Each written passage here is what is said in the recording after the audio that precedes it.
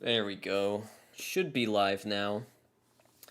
I accidentally set up the live stream like on the Foolish Baseball account, and then when I hit start streaming, it starts streaming on Foolish Bailey, and I was like, oh, I did this all wrong. So I'm not a smart man, but we're here. Everything should be good. And I hope you all are doing well. Hope you all are ready to enjoy this game, you know? But yeah, I think we should be pretty much set up and good to go now. And yeah, I just have to like tweet out the link to this real quick, I guess. That would be the smart thing to do, right? Let's be a good social media boy, you know? Let's say, hey, hold on, guys, let me just tweet a link on Twitter like a social media professional would do. But I hope y'all are doing well. And as they say, it's time for Dodger baseball.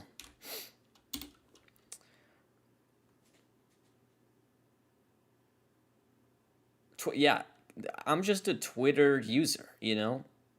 That's what I am. I'm just a big time. Look at me.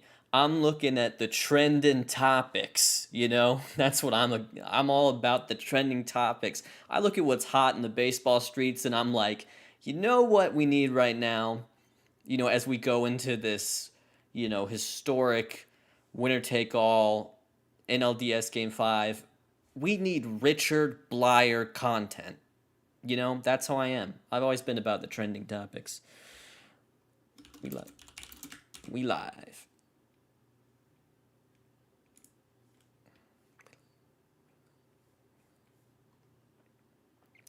It is time to see who will win the big game.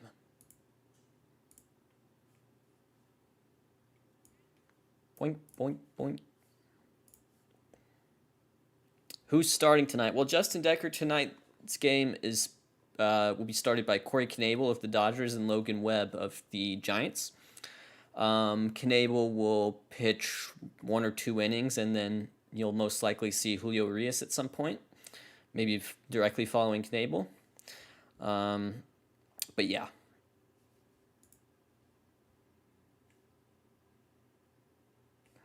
Where's my Savant game feed?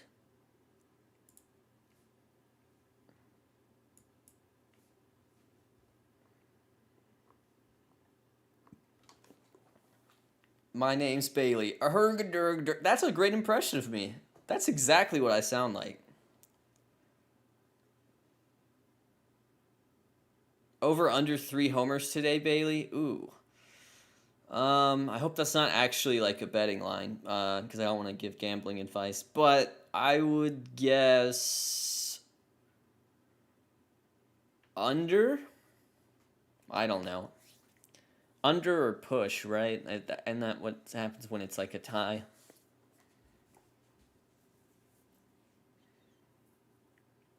Tried to break the record for shortest. Yeah, well, my stream was 7 seconds, but my vlog was 11 seconds. So actually, it's kind of historic because you know, this week I've done world's shortest vlog and now I've done world's shortest stream. So I'm doing a great job. You're wearing my mom's glasses? Yeah, she loaned them to me when I was at her place the other day. By the way, breakfast was awesome. But yeah, who's gonna win the big game tonight? Who is gonna win the big game? Choice of Knebel came from the tippy top of the organization. Friedman, I presume. That's who I would presume. I don't think it makes a big difference either way if Urias starts and then Knebel comes in, or if Knebel starts and Urias comes. I don't think that's, you know, that's not a huge gambit.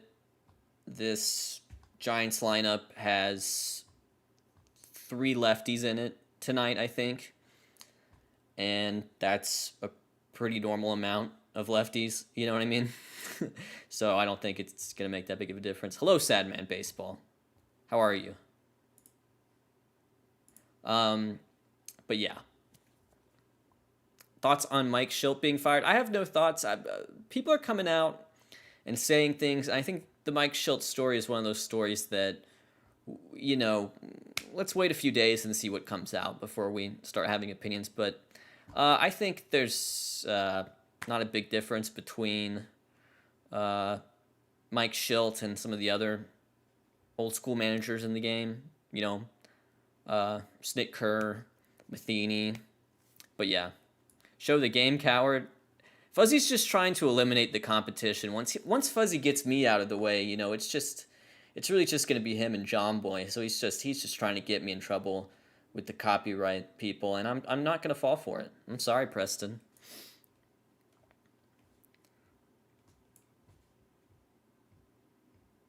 But yeah. Thoughts on the Mariners' run this year? Toasty, I think it was just a little early for that, you know? I have faith in the Mariners long term. Obviously, they overperformed this year, you know, but they've got, you know, a decent team, and they have really good pieces coming up. And I think long term, I said this at the beginning of the season, I kind of think the Mariners have a good chance to run, you know, the AL West in the 2020s. They really do. That window is just beginning to open up, but I really think they become potential playoff contenders once Julio Rodriguez hits the majors. So I don't know when exactly that's going to be. Might be second half next year. I don't know. But yeah. Okay, finally have my game feed. All right, so what I'm going to do is a little maneuver. We're doing a maneuver. Ready? 3, 2, 1. That looks good. That looks like a watchable stream setup, right? For a guy who doesn't really know how to use OBS, that's about the best I can do. Oh no, echo, okay.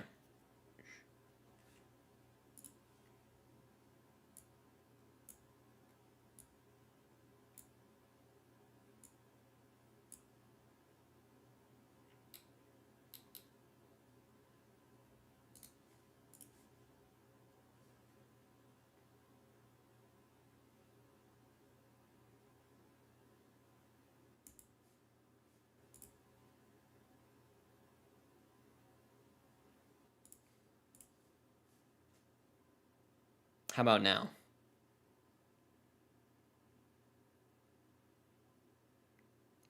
We good? Okay, one more test. One more test. There's your like fourth pitch of the game. Can you still hear me when I switch back to this one?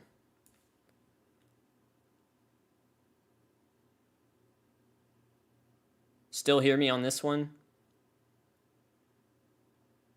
Okay. Perfect. Oh. We're good. We're good. I think we're good. I might have counted my chickens before they hatched right there. When I said, when I was like, I got this. I'm really good at OBS, guys. Anyways, there's a leadoff single for Mookie Betts. For those of you who don't know who Mookie Betts is, a long time ago, Mookie Betts played for a team called the Boston Red Sox, and he was pretty good for them. And the Boston Red Sox were like, I don't know, man. They were like, I don't know, man. Anyways, now he's a Los Angeles Dodger. But a long time ago, he played for a team called the Boston Red Sox. Some of you might not have been around when that happened. I think he was kind of like a role player for them, you know?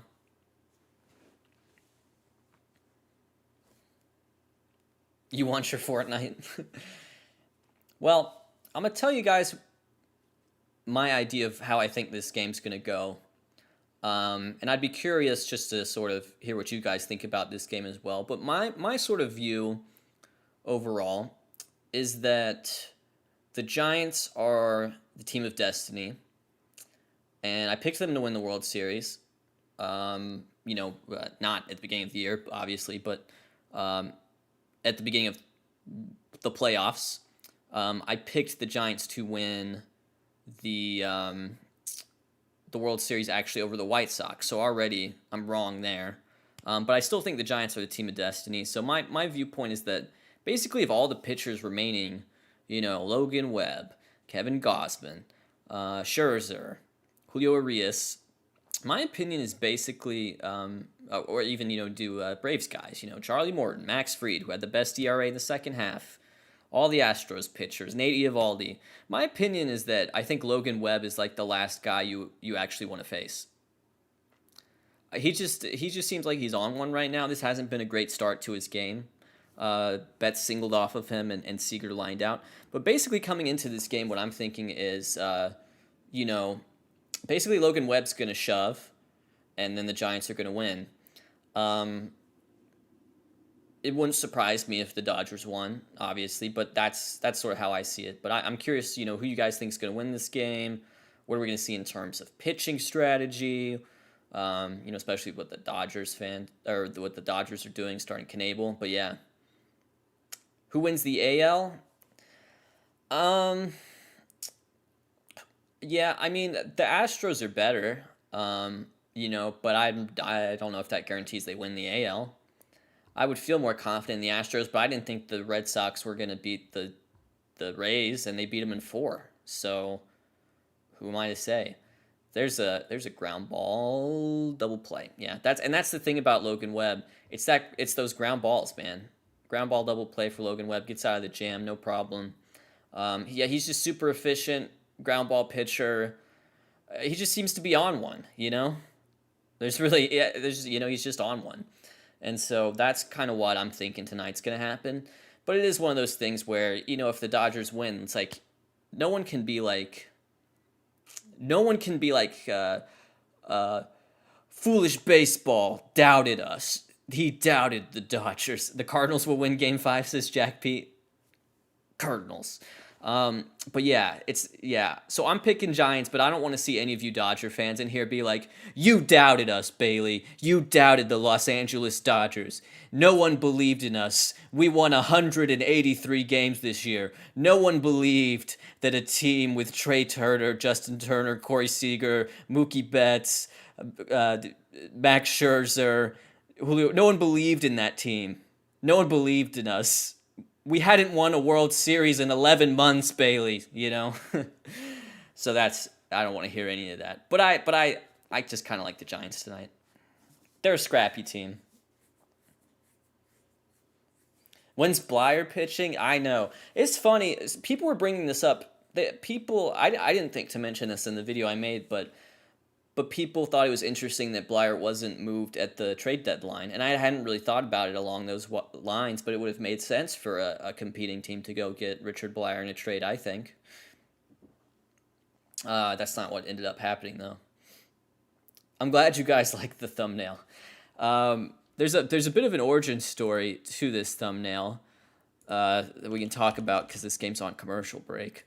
But anyways, I gotta scroll through the barbecue boys. Yeah, so when the Dodgers announced Knebel, the barbecue boys, and this is all caps, so it's tough to tell with the style guide. If I had to guess, I would guess Jordan. 10,000 IQ pitching strategy against my rival. Prank gone wrong. No clickbait. So really this is just a thumbnail. It's just to sort of, get some, some interaction, some click-through rate. That's what you do when you're a social media professional like myself. You have to, it's all about interactions and click-through rate and the trending topics. Let's see what the trending topics are right now. Girardi is a trending topic. Wilmer Flores is a trending topic. And then COVID-19 news and updates for Georgia is a trending topic. Yeah, the Obama pick is a night. Yeah, Obama Fortnite, All right, Corey Knebel season. Red Sox should get Gausman. Yeah, that's true. You guys have seen my house. Do you think the long rest after the NLDS will hurt the Braves? No, I don't think so. I mean, I think with the Braves, they have three pitchers that they have decent trust in. And so, I think the rest helps generally for them. Um, but yeah, Tigers legend. You heard it here first. Has there ever been an autistic MLB player that you know of? I'm autistic and curious. Well, Hitman Hudson. I'm gonna come out and say there has absolutely been an autistic MLB player. It's just statistically, for sure. There has been. There were some. It's a very ableist term, but there were a lot of players who had certain disabilities in, say, early 20th century ball that they didn't really have names for. They didn't know, this is autism, this is Asperger's, this is, this person's deaf was actually a very common use for this name. So there were a lot of players that were called dummy. Most of them were deaf, but there are, others who had, other difficulties. But yeah, without a doubt, there has been an autistic MLB player. It's just one of those things, and you know this yourself probably. It's a spectrum to some extent, and so no one's really coming to mind. But it's like like D-Lister says, there was something going on with Rube Waddle for sure. Maybe that's what it was. So I'm sure there's a lot of guys, early 20th century who would have been considered autistic by today's standards, but didn't, they didn't, that diagnosis didn't exist. That's a pretty well hit ball going out to sort of the deeper part of the park. Betts has it. But yeah, and I saw another, Greinke. I think Greinke has, I'm not going to diagnose anyone, but Greinke, has some tendencies that people on the spectrum would have for sure. Yeah, someone said something interesting in chat. I'm trying to find it.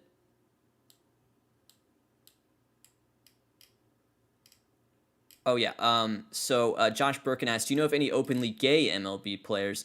And as far as playing right now in MLB, no. But I would encourage you to look up the story of Glenn Burke, who Posey hitting it to a very similar spot.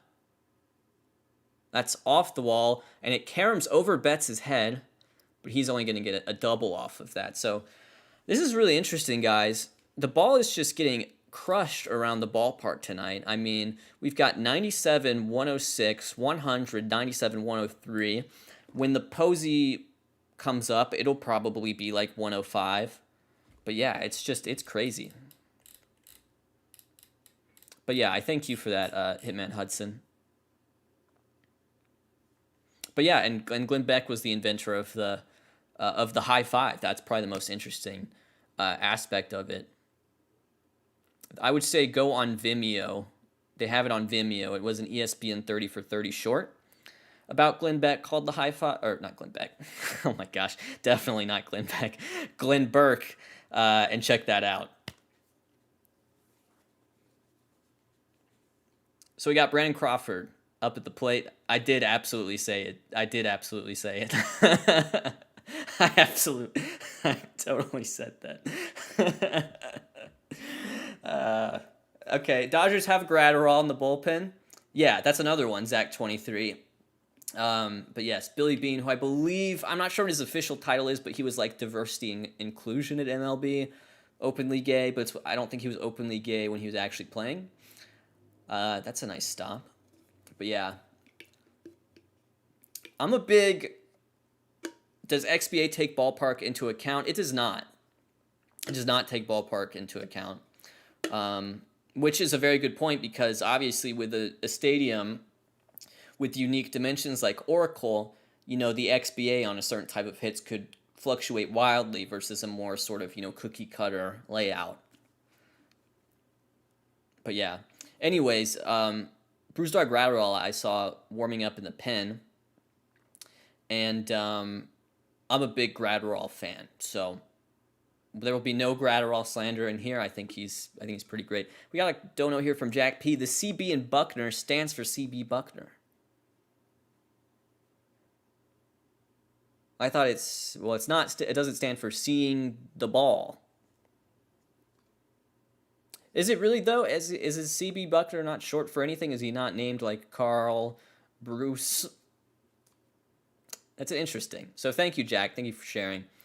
Does XBA take running speed into account? Stephen Brown-Born, I know it does after the fact, like when you go query it on Savant. I don't know if it's integrated right here on the game feed, but like if I go look up an XBA for Tim LeCastro versus Albert Pujols on a topped ground ball, there is some adjustment made there for sprint speed to first base. But it's only for certain types of batted balls. So that adjustment is there. I just don't know if it's done live on the fly, like here on the game feed, or if it's done after the fact.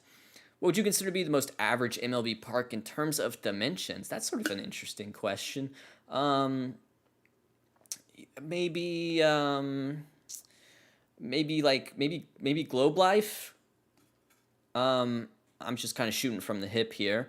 I was at Truist Park earlier this week. It's very normal, apart from maybe the right field wall. Will Smith is one of the most underrated players in the game and the third best catcher, says CA. Not underrated by me, I'll say. He was around 40 on the Foolish 50, ahead of quite a few of his Dodgers teammates. So I was kind of, I'm not trying to toot my own horn here. But yeah, I mean, Will Smith, it's because he rakes. He's a catcher who rakes. Simple as that. Is there a FIP alternative that takes into account XBA, or am I mistaken and FIP already does that? FIP does not do that, Jeremy. FIP being fielding independent pitching. It's only looking at strikeouts, walks, and home runs. What I would say, if you're talking about in terms of XBA, what you could actually do is look at a stat like xERA. And so if we go, look at Logan Webb, as Knable's trying to get out of this inning, that was a strike, but it missed the spot. You can see he has an xERA here, and that's basically an ERA based on the StatCast stuff. His xERA this year is 3.22. That's what I would kind of look at. There is also Sierra, but yeah, that, Jonah's saying that ump is garbage. Well, that's one of those things where, yes, the robo ump is going to call that, but it's really hard for a umpire to call that live because look at, he missed his spot and look how Smith caught it. That's part of the framing game, and that's part of the game that's happening in terms of pitchers and catchers being on this same page. So I don't really have a problem with that whenever that call gets missed, because I actually believe that part of the game is getting on the right page and hitting your spot. Maybe I'm wrong. Maybe you all disagree. I don't think, and he gets the strikeout anyways. Smith has gotten better at framing though. Yeah, but I think Tom, the deal is, it goes both ways. They've got to be on the same page, and Knable's got to deliver it roughly where Smith wants it for him to have a chance to frame it in the first place. Because if he's going from like here and then he's got to go to like here, there's no way he can go. No one can really do that. Good framing is really, I would suggest if you want to learn a lot, you can actually, I would say, listen to Jose Molina's interview on Effectively Wild. I think it was a couple months ago maybe, but you could look up Jose Molina on the Effectively Wild podcast. He was basically saying that framing is really quiet, and I tend to agree with that, and that the best framing isn't, when it's like herky-jerky, really fast. It's when the best framing is when it seems like you're not actually framing at all. And very often you see that, and I tend to agree. We didn't see your framing example because you weren't in frame. Ironic. Very ironic. But yeah, the best framing isn't like, whoo! It's like you're already in the spot and you just, it's very quiet. Very quiet. You clicked because of the thumbnail? That means it's working. Is Austin Hedges an above-average MLB player? I don't think he's above average, Joshua, overall, but I do think he is a rosterable MLB player. So I'll leave it at that. You can have him on your roster. He can be your backup catcher.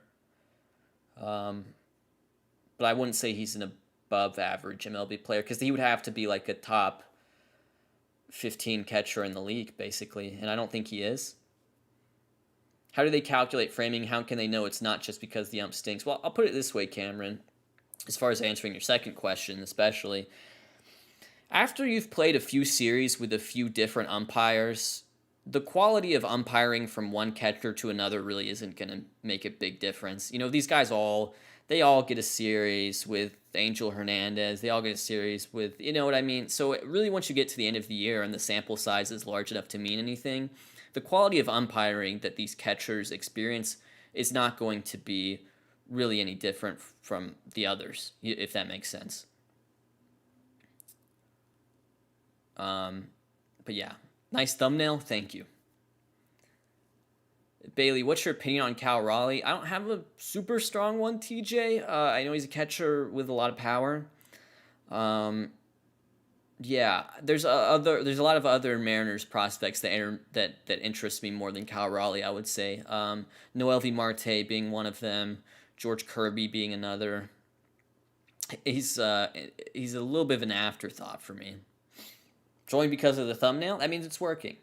Who doesn't like Obama Fortnite, Corey Knable, Julio Urias, you know, OTP legend Cal Raleigh. Good point. He is an OTP legend.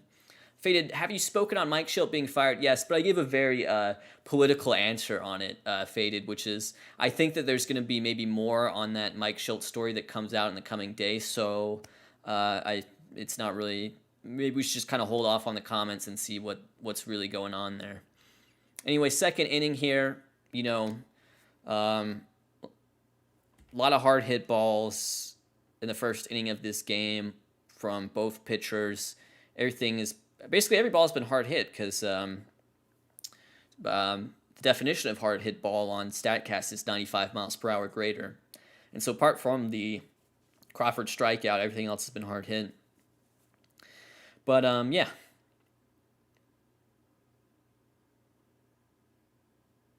Correa is signing in KBO. That's a pretty big scoop. Carlos Beltran to the Cardinals. I would love to see Beltran get a managerial gig somewhere, you know? I mean, some team's going to give, you know, it's those Logan Webb ground balls. That's how he gets you. You know, I think once we get past this year, I'm ready just to be like completely over the Astros thing. You know, we had 2020, the stadiums were empty. You know, you couldn't really boo them. After this year, I'm just kind of tired of them being the heel. I would like some other team to cheat so that we can be mad at them instead. But yeah, I think that a lot of the Astros players have actually embraced heeldom. Carlos Correa being a very good example. But yeah, it's just it's going to lose its luster after this year, I would say. And I think some people are already kind of tired of it. 94.8 miles per hour. There you go. Not a hard hit ball, technically. Time for the Braves to cheat. That's fine. Yeah. Opinion, career projection for Matt Beattie. I think Matt Beattie's, you know, just a solid platoon bat. Elijah, probably a guy who's going to give you, you know, a solid 110 OPS plus against the right-handed pitching, you know, and that's a perfectly fine player to have. I don't think it's anything much more than that. Maybe I'm wrong.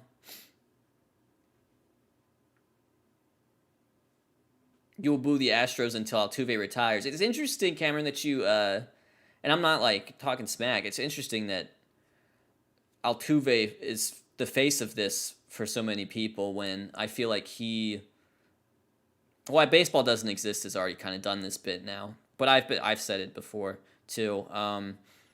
If you go to the sign stealing scandal website by Tony Adams, if I could find it, he's basically the guy. There's a player breakdown on here somewhere. There's another ground ball. Are they going to get the out? Yes, because Justin Turner's slow. But yeah, basically, on a percentage basis, I might have to zoom out on this. Where is he? Altuve had bangs on 3% of his pitches. and which was actually of all the players tracked, besides Tony Kemp, who only had like 2 pitches tracked, it's like he wasn't even really part of that. People like to bring up the when he hit the walk off Chapman, and they say that he had the buzzer and the shirt taking off his shirt or not taking off his shirt because or whatever. I honestly think that's conspiracy theory, and I'm not. Well, it is by definition, but I see no evidence of that, to be honest with you. I actually believe that that was a narrative that was pushed really irresponsibly. I think the fact that people think it's a fact that Jose Altuve was wearing a buzzer during that ALCS, I think that's a huge bummer. I don't think that's correct. I think there's very little evidence to support that. Maybe I'm wrong. But I think that was something where people really jumped to conclusions. So, actually, the player who should be the face of it in some ways for me is Marwin Gonzalez. Just because that was such an outlier season for his career, and his bang rate was much more in line with like the Astros team average.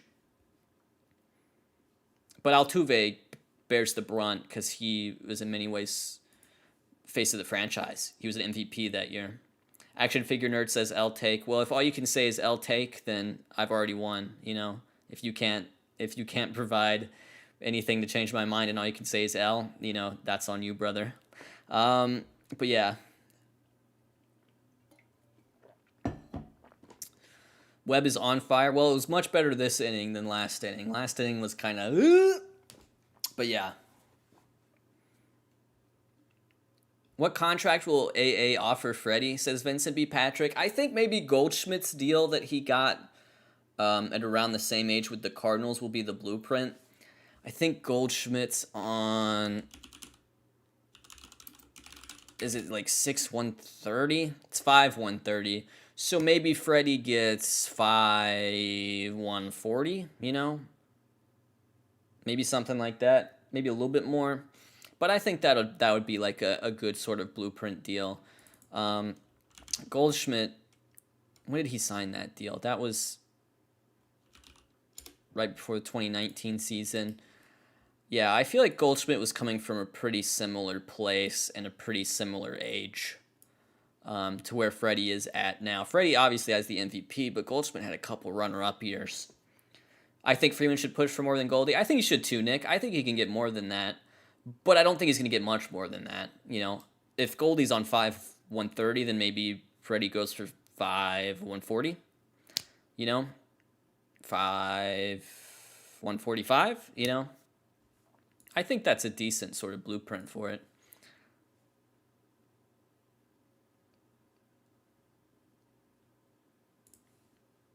Future Mariner, Freddie Freeman. But yeah, I really think the Braves will bring back Freeman. But if they didn't, it would just be such a killer. I would if they didn't bring back Freddie Freeman, I would seriously consider. The Acuna and Albies deals leave no excuse to not pay Freddie. I think that's a great point, Grant. That's how I kind of view the team in general. They have Acuna and Albies on those deals. That's kind of their green light to spend, And what actually makes me believe that they're going to bring him back is the fact that the Braves have already extended Travis d'Arnaud and Charlie Morton towards the end of the season. I think they're just kind of thinking, let's get the band back together. And Freddie Freeman's obviously, the most important part of that. So I think they'll bring him back. I think it's just kind of one of those things where once the deal wasn't done by opening day, they weren't going to talk about it until the season was over. What's your favorite player on the Giants right now? Well, my favorite player is Logan Webb for sure. So I'm excited to see him pitch tonight. But other players I really like on the Giants, Posey, obviously. Who doesn't love Posey? Darren Ruff. A lot of fun to watch. And it's Gratterall time. No Gratterall slander. Bruised Dog Gratterall, I don't care what his ERA was, dude. I don't care what his ERA was in the regular season. I don't care if it started with the number 4. Bruised Dog Gratterall is the man. He is a stud. He is a champion.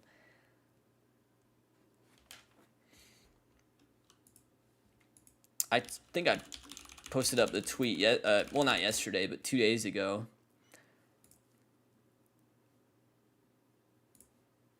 He's faced 324 batters in his career, 9 barrels and 4 home runs. So if you want to talk about his strikeout rate, go ahead. You know, Brusdar Graterol, he just doesn't get hit hard because he throws like a 102 mile per hour sinker. You know. So whenever you have a reliever that's like just a reliever that doesn't really give up home runs, it's just a huge thing. You know, that's really what it's about. Jose Ramirez Hall of Fame, says Joshua Henkelman. He's on track. I think he's more on track than people give him credit for. He's had some amazing seasons.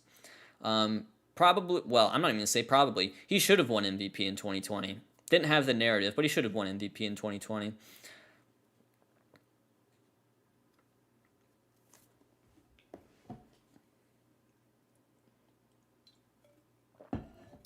Stanton Hall of Fame. He's on pace.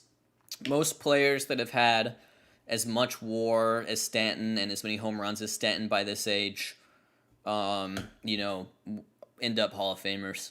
So, you know, he's got a good chance to hit 500 home runs, and if he does that, he's got a good chance to be in the Hall of Fame. As an infield hit for Chris Bryant, who I believe is your starting center fielder for the San Francisco Giants.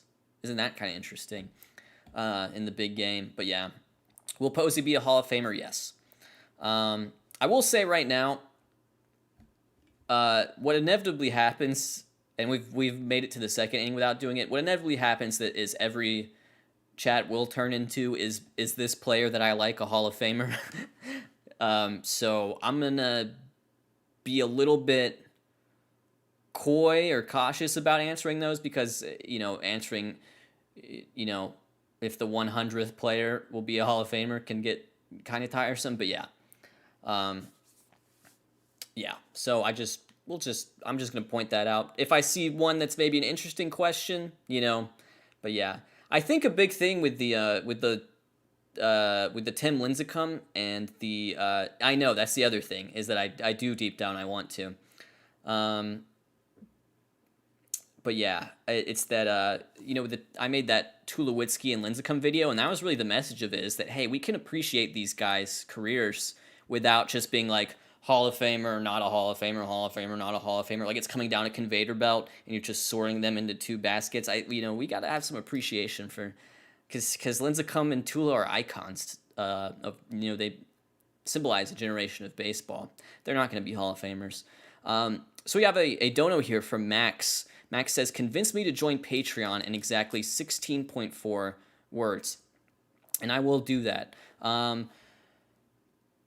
You get monthly Q&A, that's one word, monthly Q&A, plus Patreon messaging system, and I can pay my rent on time.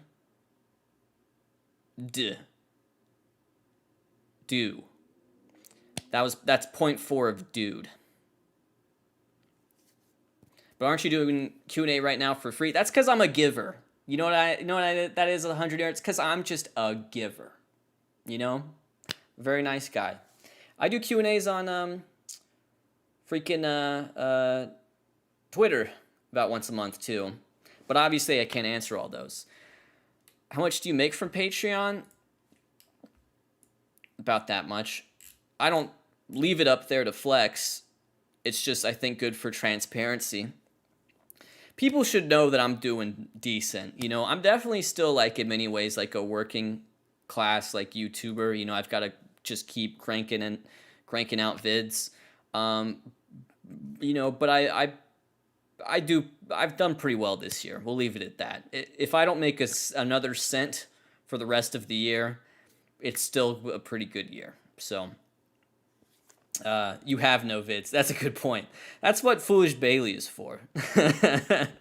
I know, dude. If I could do daily uploads, whew.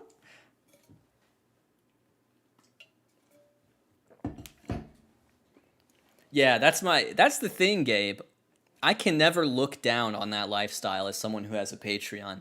It would just be entirely hypocritical. But yeah, I just don't want people to find out that I've made $3 trillion this year, because I feel like they would stop supporting what I do. We need more vlogs. Yeah, everyone knows the vlogs are the real moneymaker. Is Nola unlucky, or does he truly deserve his current stats? It's a little bit of both. I would say if Nola was with average luck and an average infield defense behind him, his ERA probably would have started with the number 3 this year, like a high 3, like a 3.8. But yeah.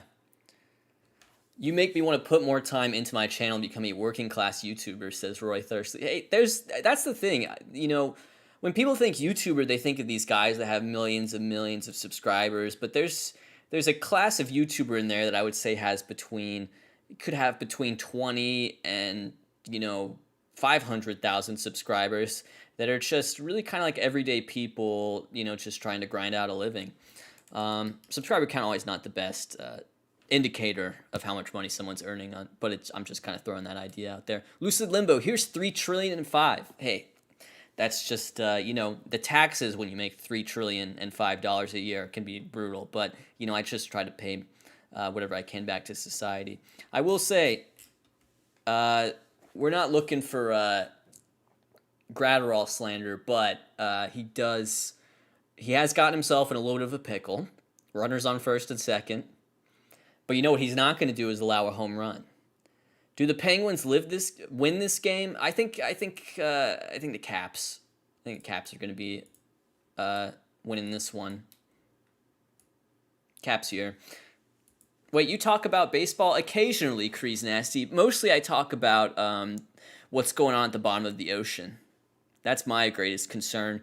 I've really just made a baseball YouTube channel as like a Trojan horse, for my opinions about arm punts and what's going on at the bottom of the ocean. Do you think Emmanuel Clase will be a top 5 closer next year? You know what? Sure. Why not? I mean, closers are as like finicky as it gets. Closers are more finicky and flaky than like people on dating apps. That's how flaky they are. They'll just show up you get a Kirby Yates type of year and then you just stink it up, So sure, but also, if you can tell me who the 5th best closer in MLB is going to be next year, you're a baseball genius and should probably be a GM somewhere.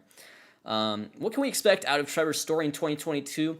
Graham J, I have very high opinions of Trevor Story. In some ways, Correa is going to get the big money. Seager's going to attract a lot of suitors. And I can completely understand why. I feel like Story has a chance to be a really good value signing. I don't know what team's going to get him, but I feel like he's got a really good chance to be a really good value signing because he's just so well-rounded as a player, and he's going to be playing shortstop for the long haul. And I just think it could be one of those things where you look at what Arenado did this year, you look at what LeMahieu did once he went to the Yankees those first 2 years. I really feel like Trevor Story is capable of that. And so my opinions of Trevor Story are pretty high. He's been playing for a dysfunctional organization and a dysfunctional, sort of ballpark in a way for a long time now. I could see him being a good value signing for whatever team gets him because he might be the 3rd most expensive shortstop signed this offseason. Maybe even 4th, but probably 3rd. Incoming Logan Webb bomb. Wouldn't that be funny? Because it would be my love of Logan Webb pitted against my love of Brusdar Graterol. I wouldn't know how to feel, quite personally. Should the Rays move? Cooper K, I'm on the team that the Rays should move to Tampa Bay. That's kind of my opinion, Cooper. It's been expressed by a lot of people, but the Rays playing St. Pete on a peninsula where there's bridges that cause traffic around game time, and you look at those teams that are in and around Tampa Bay proper. The Bucks do well. The Lightning do really well, and the Rays have never gotten a chance to actually do that. So yes, the Rays should move, but ideally to Tampa proper. Did you read the Mitch Haniger thing today? I read like a tweet. I don't really think I did. Let's see what the Mitch Haniger thing is as Bruce Dog Gratterall gets out of it because he's great. What's the Mitch Haniger thing? Oh, okay. He did a Players Tribune about ending the drought. I believe him.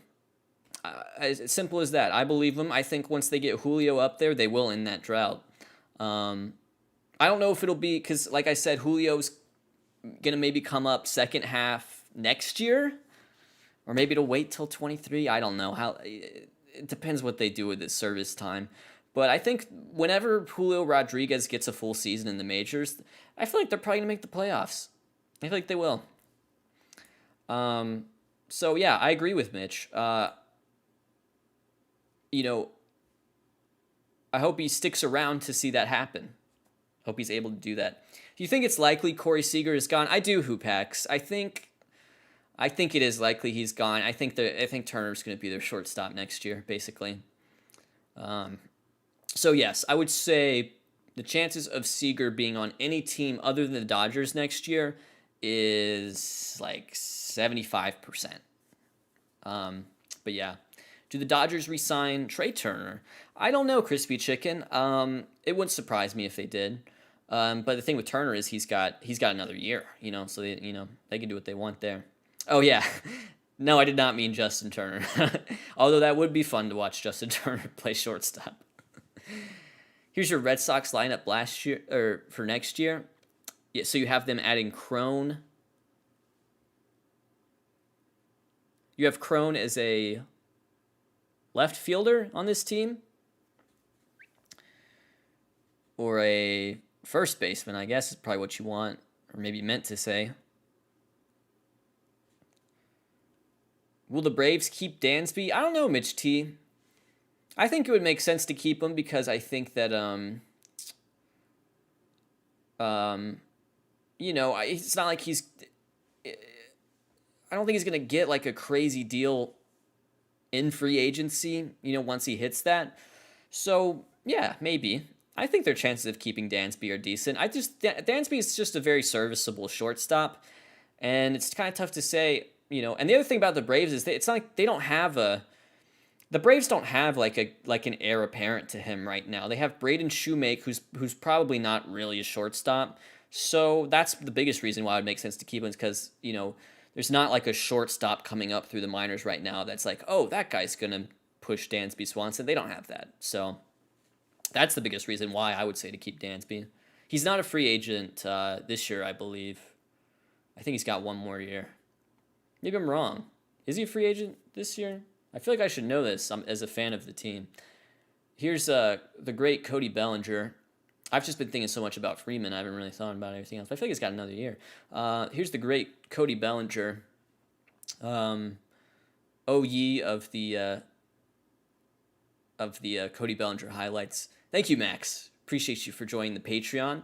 If you would like to join the Patreon yourself, patreon.com/foolishbaseball. One cool thing you can get with joining the Patreon is that you will get your name in the credits of an upcoming Baseball Bits. So that's nice. You might have seen it at the end of the Richard Blyer episode. Padres outlook going forward. Is A.J. Preller overrated? Also just moved to Georgia. What cool things should I check out? Padres outlook going forward. I think for the Padres, you have to have like a non-Jace Tingler season. Boy, I mean, Logan Webb just owned Cody Bellinger. But yeah, I just think that it'll be interesting to see them maybe have a non-Jace Tingler season and just, I think it's very possible that the Padres just, all kinds of things went wrong for them this year, but they still have a super talented roster that was built by A.J. Preller and that they'll be competitive next year. But yeah, and then also just moved to Georgia. What cool things should I check out? What kind of cool things do I like to do in Georgia? It's almost tough because I've grown up here, I don't really have that perspective. I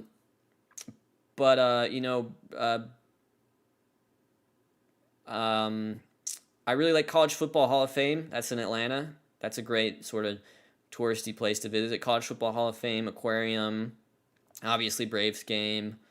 You know, the Blue Ridge Mountains are gorgeous. You know, if you wanted to get out, you know, into the wilderness for a weekend, you could rent you know, a cabin or something out there in Blue Ridge Mountains, sort of Appalachian foothills. Yeah, Savannah's you know, maybe the best tourist city to visit in Georgia. There's just a lot of great history there. Um, you know, great food, very artsy. Yeah, so that's what I would say. Haven't been to Savannah in a few years. You could go see a Bananas game. When or will Chris Sale go back to looking like Chris Sale, says Thomas Buckley? I'm going to say next year. Although I think he looks solid this year. Chris Taylor, crushing one. Warning track. Warning track. Yeah, me too. And Macon has a team that I think also plays in that league, the Macon Bacon. I think they're kind of doing the same bit. Sebastian, I'm not going to answer that. I think people probably know what I think, but I will say that her district is my hometown, so I'm pretty familiar.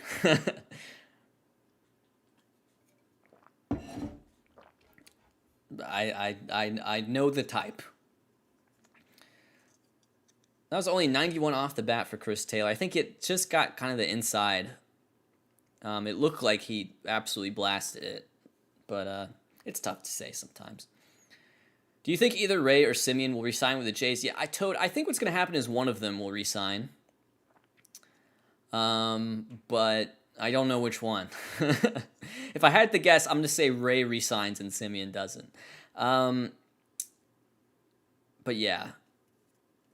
Ross Cohen, Jewish baseball bits? Well, Richard Blyer's Jewish, so I think he got Jewish baseball bits.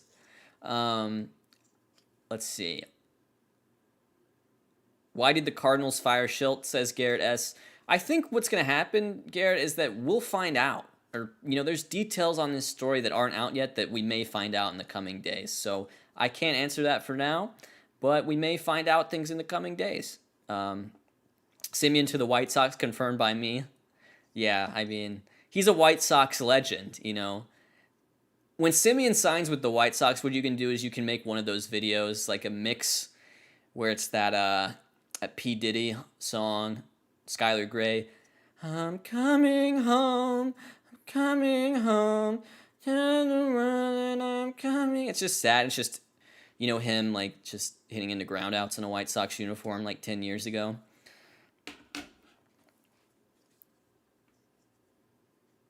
Are you Jewish? No. I'm a Gentile.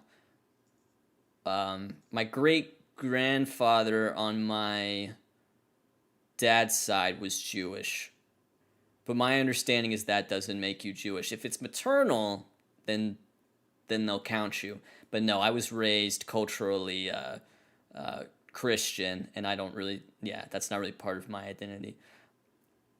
I have, you know, I have inherited, you know, some people think I'm Jewish just from looking at me. Just because I guess I have curly hair. I think that's maybe the biggest reason why. Baseball Danny 35. Can you look at Kenny Wells' Fangraphs page? Yeah, it's your money, man. Let's look at it. Kenny Wells, Atlanta Braves, single A, pitcher. I see a lot of strikeouts and a lot of walks. 23 years old. So that would have put him in Rome. No, that would have put him in Augusta. Very low batting average.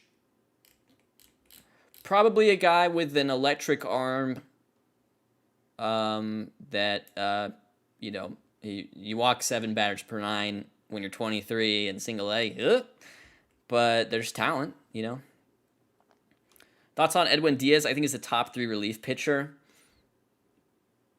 I don't think top 3, but I think he's good.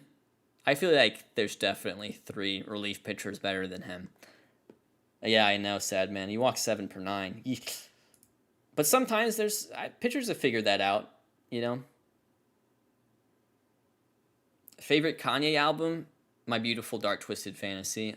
But I really like Late Registration too. I'm kind of out on him though.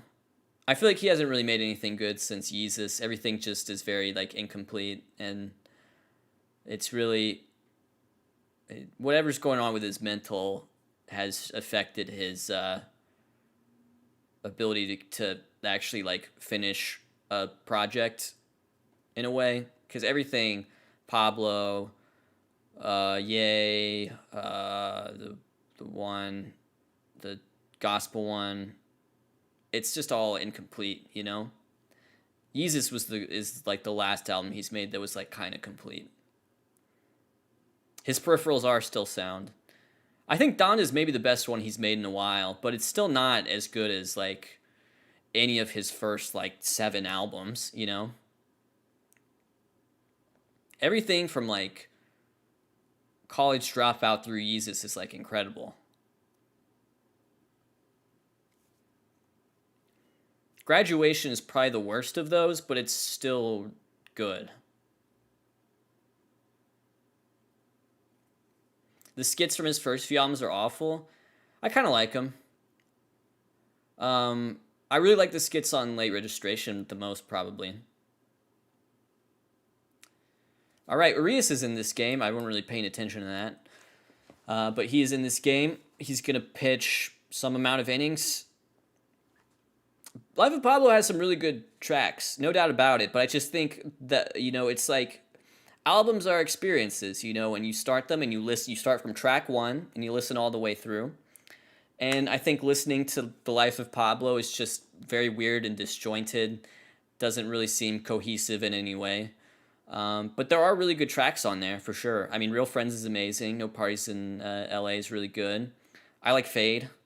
If I Stretch My Hands Part 2. There's good songs on there. It's just, I think the sitting down and listening to The Life of Pablo front to back is like, why, you know? It's like, why? He could have trimmed this down into something better. Foolish, I know you like Shoegaze. Who's your favorite group? I really like kind of like Candy Claus and Sweet Trip, I guess. Those definitely have like really strong Shoegaze elements. So yeah, Candy Claus really like Series and Calypso and The Deep Time and like Two Airships, Exploder Falls. That's like their instrumental like EP. And then Sweet Trip, you know, pretty much everything they've done. That's a well hit ball, but Bellinger's under it. Can we see your Strokes jersey again? Yeah, because it's I just have it.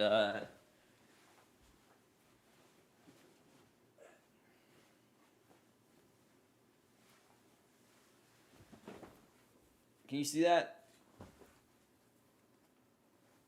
But yeah, it's just on their merch website right now. I never left. I haven't, Thunderstrike. Thoughts on Phil Bickford? Phil Bickford's, I believe, Crispy Chicken. That's a well-hit ball, too. And also caught by Bellinger. What was the question? Oh my gosh. Thoughts on Phil Bickford? He's a zone filler, you know? That's what it is. He is a zone filler, so obviously we have no choice but to support him. He was in that top 12, I believe, that I talked about in the Richard Bleier video. Top 12 zone fillers had a 3.24 ERA this year. Oh, that's Lux, not Belly. Thanks. Yeah, I saw that. I should have made note of that. I just saw a left-handed guy in center field. I was like, that's Bellinger. That's Bellinger right there. But no, it is Lux. It is interesting to, you know, they have such a big outfield in San Francisco, and yet both these teams have kind of gone with non-traditional center fielders and the names of getting bats in the lineup.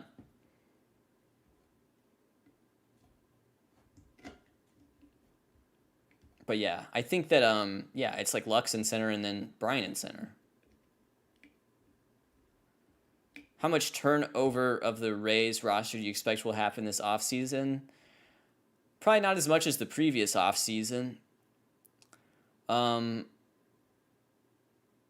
was some player they were mentioning as a trade candidate that was interesting. I can't remember who it was. Someone who was hitting ARB. Lag.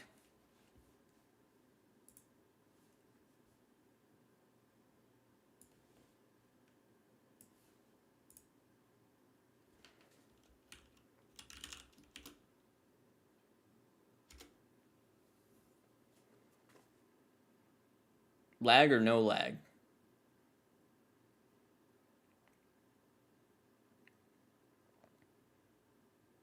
Lag or no lag? You refreshed and it fixed? Kiermaier. That might have been it. But the thing about the Rays is once someone hits like ARP 2, they become a trade candidate no matter what. So one thing we could do is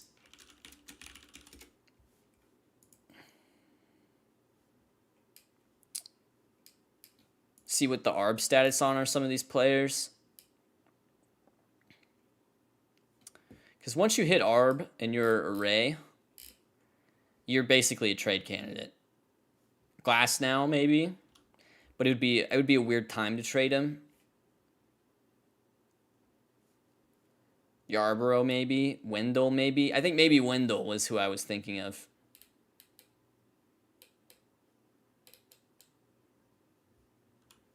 Super chat question unanswered. Well, thank you for telling me that. Let's go get it.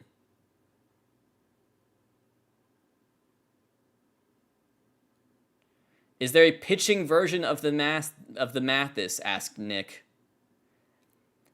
A pitching version of the Mathis. I'm going to make one up right now.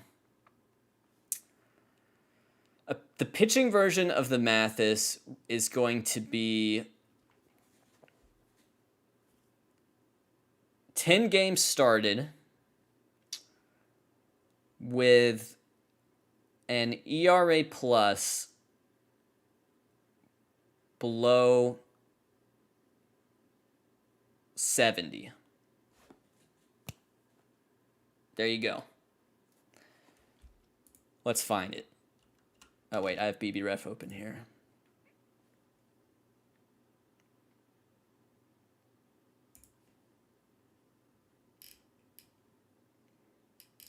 So I'm saying 10 games started. We don't need to do it with relievers. They're weird. We don't need to bully them. Starting pitchers. Now that's what we're talking about. 10 games started.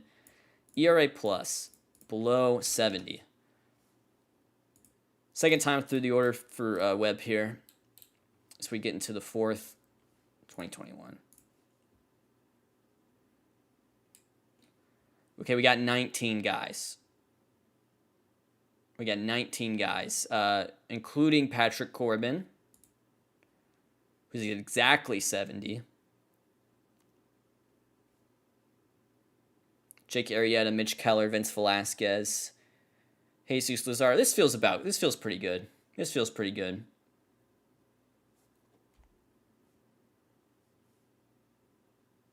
So that would be the pitching version of the Mathis. 10 games started, ERA plus 70 or lower.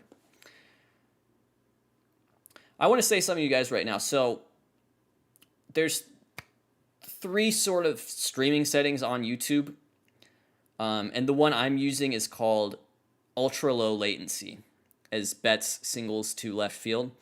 And on ultra low latency, what we're talking about, where some of you are seeing that lag, that can really happen.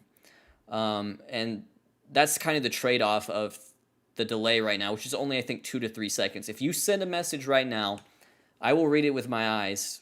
It'll only take about 2 to 3 seconds, and you'll see it on the screen, if that makes sense. If I do something, if I clap my hands right now, it's going to get to you in 2 to 3 seconds, which is really fast. But the trade-off of that is that there is occasionally lag. And so if that happens, my biggest suggestion would be to refresh the stream. Hadn't had a problem with it the first couple nights, but you never know. So that would just be a little tech advice going forwards. Yeah. I'm just a low latency guy. I'm with it, dude. I'm with it. Have you already discussed the Red Sox race series? I really haven't, Matt. We haven't really talked about it. I just basically said that I'm surprised the Red Sox won. Good for them, and I think the Astros will win. But I think given what happened with the Red Sox beating the Rays in 4, you can't count them out. Obviously, favorite 2021 draft prospect, Khalil Watson, who was drafted by the Miami Marlins.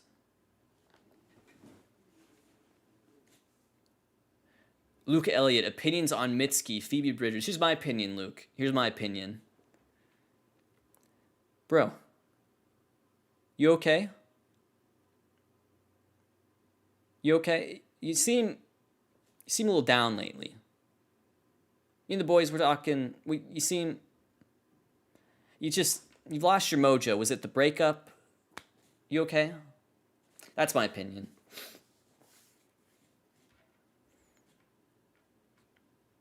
Fielding dependent pitching. Dark horses next year. I have Cleveland and Philadelphia.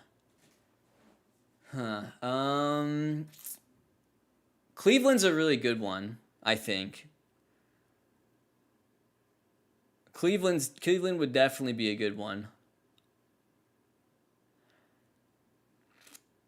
Maybe you could go post-hype Padres, you know what I mean?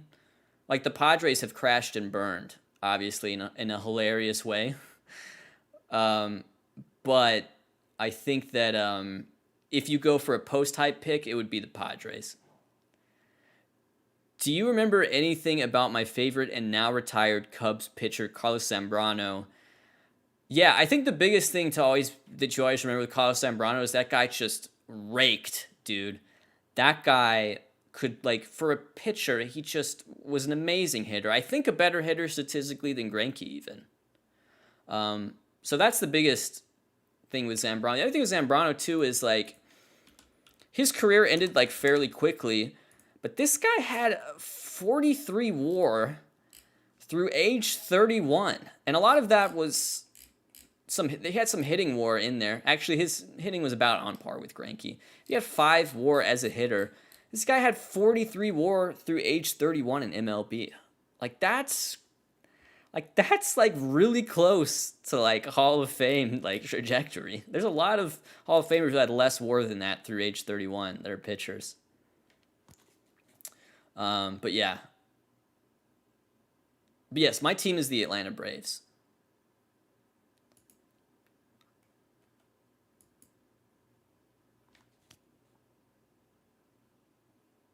By the way, I saw some people in the chat. I don't know necessarily why people do this. People are saying, Bailey, we want you to say trans rights, and if it makes you happy, trans rights, and I believe it 100%. I believe it 100%. It's just for me it feels weird to say because I don't that's not really my preferred form of activism necessarily. I'll put it that way. But absolutely. It just feels like checking off on a box in a way. It's just like saying, this guy's cool. I don't know.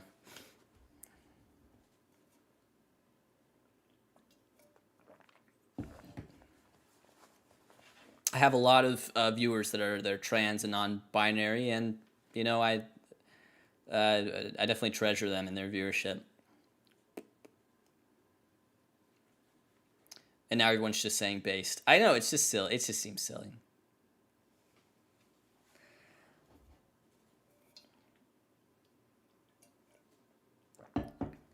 I think we have entered a interesting moment where people used to think that being socially progressive was being for gay marriage or something like that. That was sort of the litmus test if you're a socially or progressive person in terms of sexuality or gender or whatever, is if you thought just 2 cis men could get married, and that was how it was. And now we've kind of moved to where like you can't really be a progressive person in any way if you have a problem with trans people, you know.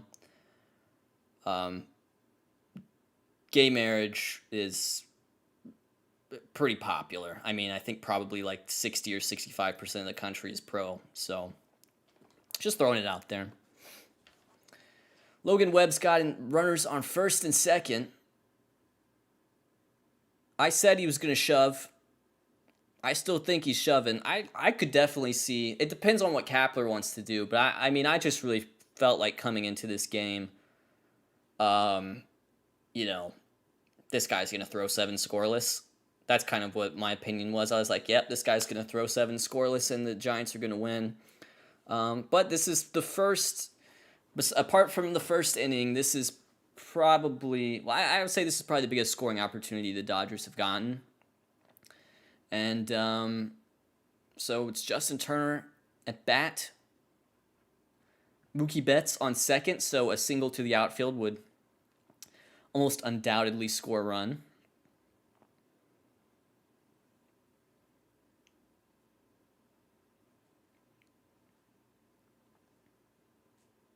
It's a good point, Nick. He did.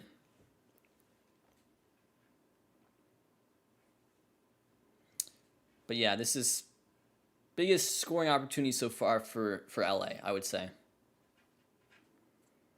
Thoughts on top 3 Cy Young winner Hisashi Iwakuma? Really good one.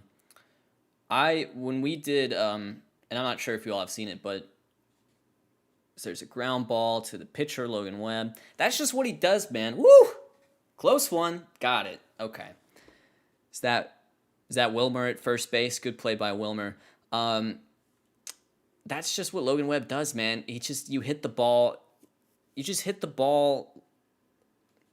bad against him. You know, it's just ground ball, weak ground ball, weak ground ball, weak ground ball, weak ground ball, you know. That was a good play by Flores, to be honest with you. But yeah.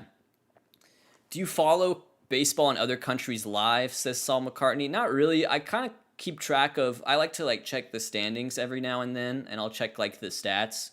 You know, I like to really check on, you know, the Korean sort of MLB prospects, you know, like Bakugong. But yeah, I would honestly say when we did, you know, I feel like, you know, foreign baseball leagues got such a boost of American viewership in 2020, you know, back in the ESPN, KBO at 5 a.m. days. Of all those leagues, the league that actually intrigued me the most would be CPBL. So I haven't looked at CPBL, but that's much this year. But of all the leagues, that one's really interesting. Was that last AB a good piece of pitching? I would call that a incredible piece of pitching. 47 mile per hour launch angle, negative 59 degree. Gosh, I really can't talk. 47 off the bat, negative 59 launch angle, 3 feet. Just join Patreon. Go Braves, come on Giants. Hey, thanks so much, Austin. Appreciate it. We'll never get Foolish's thoughts on Hyunjin Ryu. My thoughts? Great bunter. Let him bunt.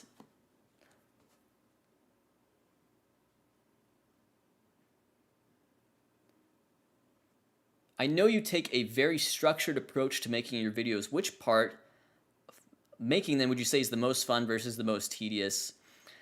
It's different for each video, but I would probably say overall the most fun is probably the research and the writing. You know, whenever you dig up an interesting tidbit that's only going to make the video that much better, it's a really exhilarating feeling. It was really exhilarating for me when I found out that Richard Bleier was the only active pitcher where half of his plate appearances ended with a ground ball. You know, that's the kind of stat that makes me smile. And then the hardest part, the most tedious part is definitely the editing. You know, it's once all the graphics have been made and the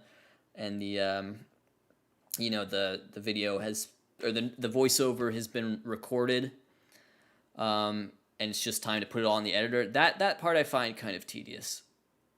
If there was one part I would give up, it would probably be that part. I would still like to choose, you know, the clips that are used, and I would still like to do a lot in terms of the static graphics, but as far as putting it all together in the editor, That's the one that feels a little bit tedious.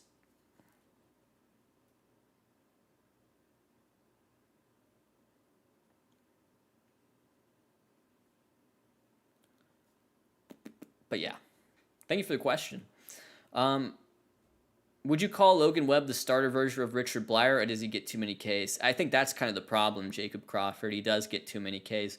He's like a, and he's right-handed too, is probably the other thing. Um, but I mean, in terms of like being prolific ground ball pitchers, he's not quite Richard Blyer level, but he's pretty darn good, And that's what Webb is in, this like class of pitcher that's like a pitcher that can get strikeouts, but also when they don't get strikeouts, gets ground balls, is like insane to me, because I think so many pitchers do a trade off where, they throw the high four seamer up in the zone and they get a lot of strikeouts, as there's a leadoff single for Brandon Crawford. They throw the high four seamer up in the zone. They get a lot of strikeouts, but they also get a lot of fly balls. I think, my good friend Lucas Giolito is a good example of this. Lucas Giolito, in a typical year is probably going to have, a decently high home run rate allowed because of how he pitches. Everything's, so up in the zone for him. He's going to get a lot of he's a fly ball pitcher. So for me, when a pitcher, can not only get strikeouts, but also get soft contact when they don't get strikeouts, that's like a really special pitcher. And that's Logan Webb. That's Zach Wheeler this year. That's Brandon Woodruff. That's even like Pablo Lopez, So there's got Charlie Morton, another good example of pitcher who can do that.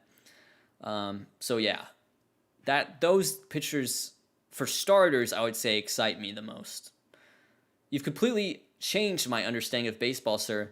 Much love. Also, thoughts on Victor Robles? Well, with Robles, here's what I'll say about Victor Robles. Victor Robles is very capable of doing the Harrison Bader thing, where Harrison Bader came out, had a really solid year at the plate, and because Harrison Bader's such a good center fielder defensively, he became a very valuable player for the Cardinals again. Probably,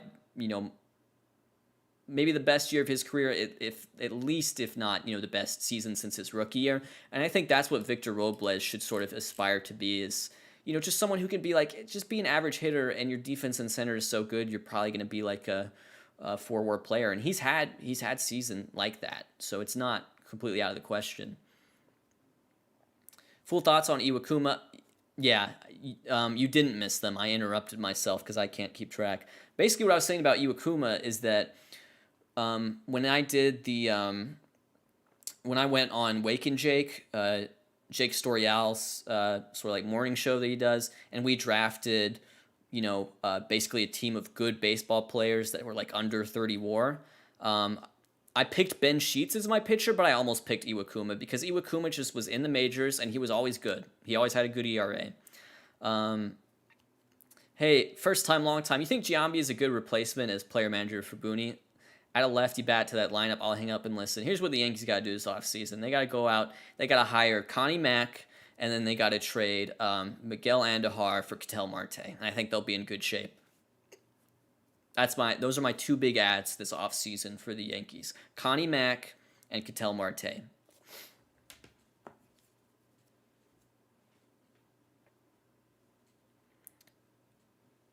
Joe Nathan Hall of Fame from Hitman Hudson. You know what?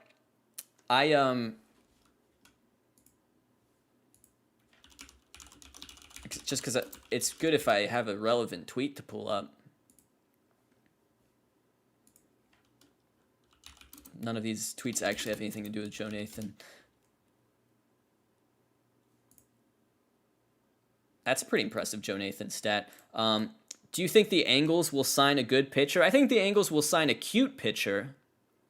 That would be good for them. The most Angels thing to do would be to sign Robbie Ray, and then he sucks, right? That would be like the most sort of Angels outcome. I think with Joe Nathan, I came up with a sort of an idea of assessing relievers for Hall of Fame where I was like 20 WAR and 20 WPA or something like that, and Nathan was right on the cusp of that alongside active pitchers like Chapman, Kimbrel, Jansen. So honestly, I think Nathan actually has a really interesting Hall of Fame case. Um, I would. He's probably not quite Billy Wagner, but yeah, I think he's got a case. Tom Henke's another guy who I think has a really good case. Who's not in the Hall of Fame, but maybe should be as a reliever. He was a closer for the Blue Jays in the 80s and 90s. I think also maybe pitched for the Cardinals at the end.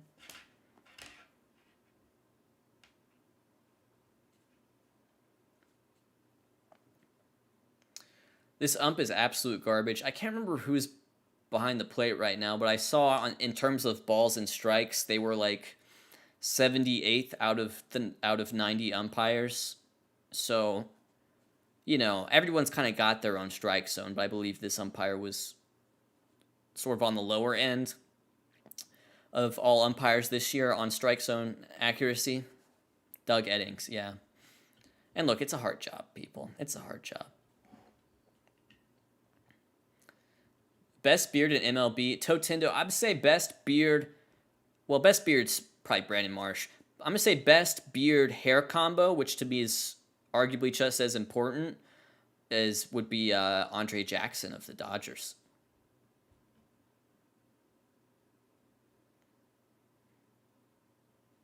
But yeah.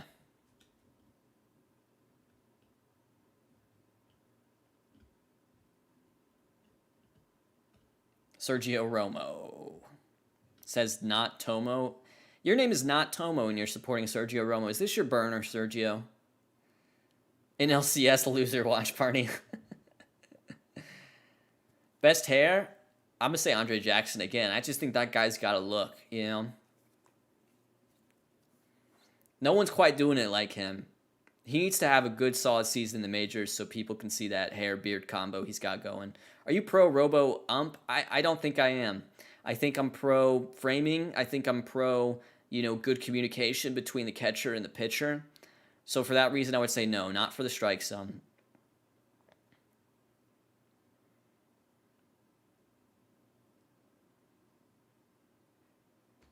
Best beard on the Yankees. Jennifer Lopez. It was for a while. I'm kidding. I'm kidding. I'm kidding. It just sounded funny to say. It was a double entendre. I'm not really saying it. It just seemed funny to say. I can't help myself.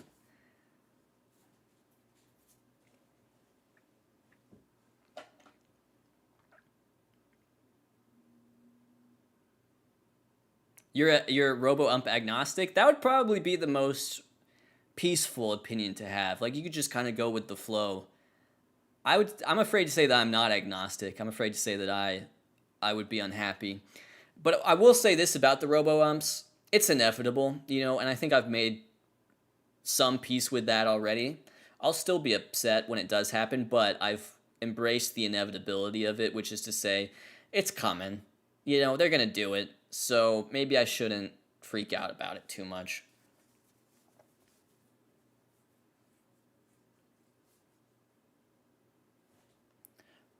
I actually think what we should do is once Joey Votto retires, whenever there's a right-handed hitter at the plate, like we have Wilmer Flores here hitting, I think Joey Votto should stand in the left-handed batter's box so he can get it from his perspective, and then he can call balls and strikes.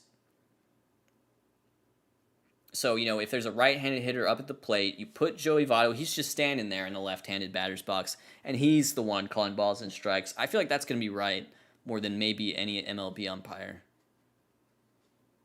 He just knows. And then maybe you could do the same with, Mike Trout once he gets old enough and he doesn't want to play anymore.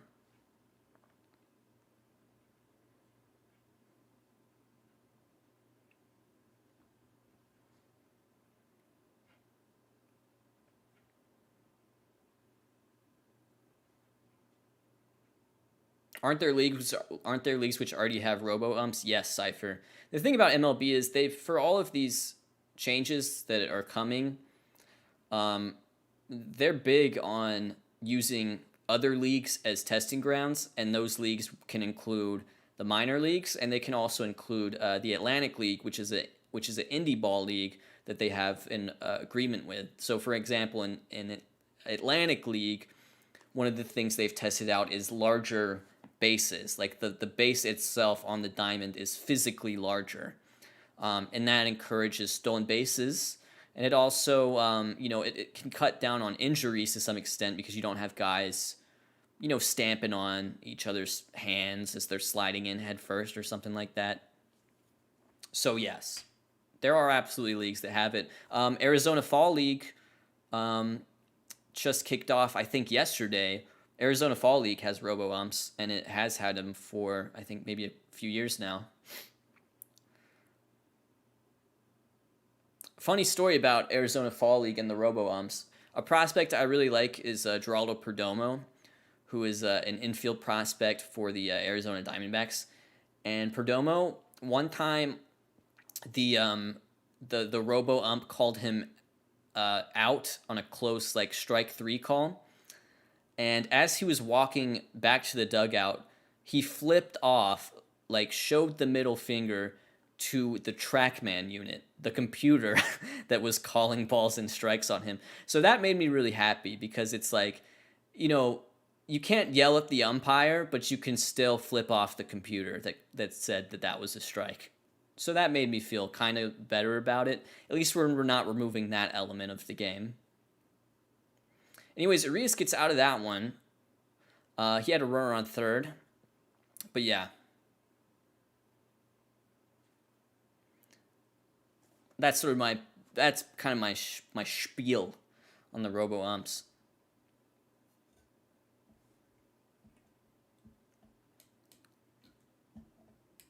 He put up 6 WAR in your OTP safe. Yeah, I'm not too surprised by that. He's got some really good numbers in the minors.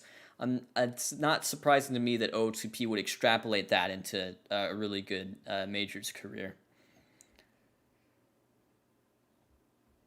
I think that's a good point, Cameron. I do think that's a good point.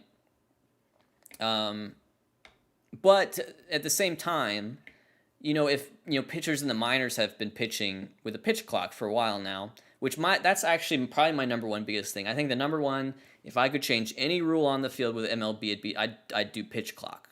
We need pitch clock. I would say 18 seconds with no runners on base. Guys have been pitching with a pitch clock in the minors for a while now, and so when they get up to the majors, they will be more used to it than people in the majors. If that comes in the next CBA. So, yes, they're trying to develop as players, and maybe using them as lab rats, isn't always the nicest thing, but it can also give them an advantage if those things do come to the majors, as they are coming into the majors. What would you do with runners on base? No pitch clock. That's what I would do. Yeah, I just want it with the bases empty, pitch clock.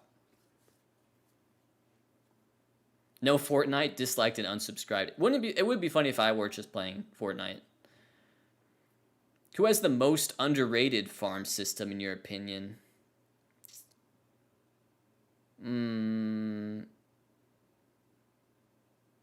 So I haven't looked at farm system rankings in a while. So I kind of don't really know where a lot of teams are grading out. But a couple clubs that come to mind might be Pittsburgh or Arizona, even though Arizona's farm has taken a big hit this year, or Kansas City, But I don't know where those guys are ranking on farm system rankings in general. Those might all still be seen as top 10 farm systems for all I know. In which case, I'm not sure if they would be underrated.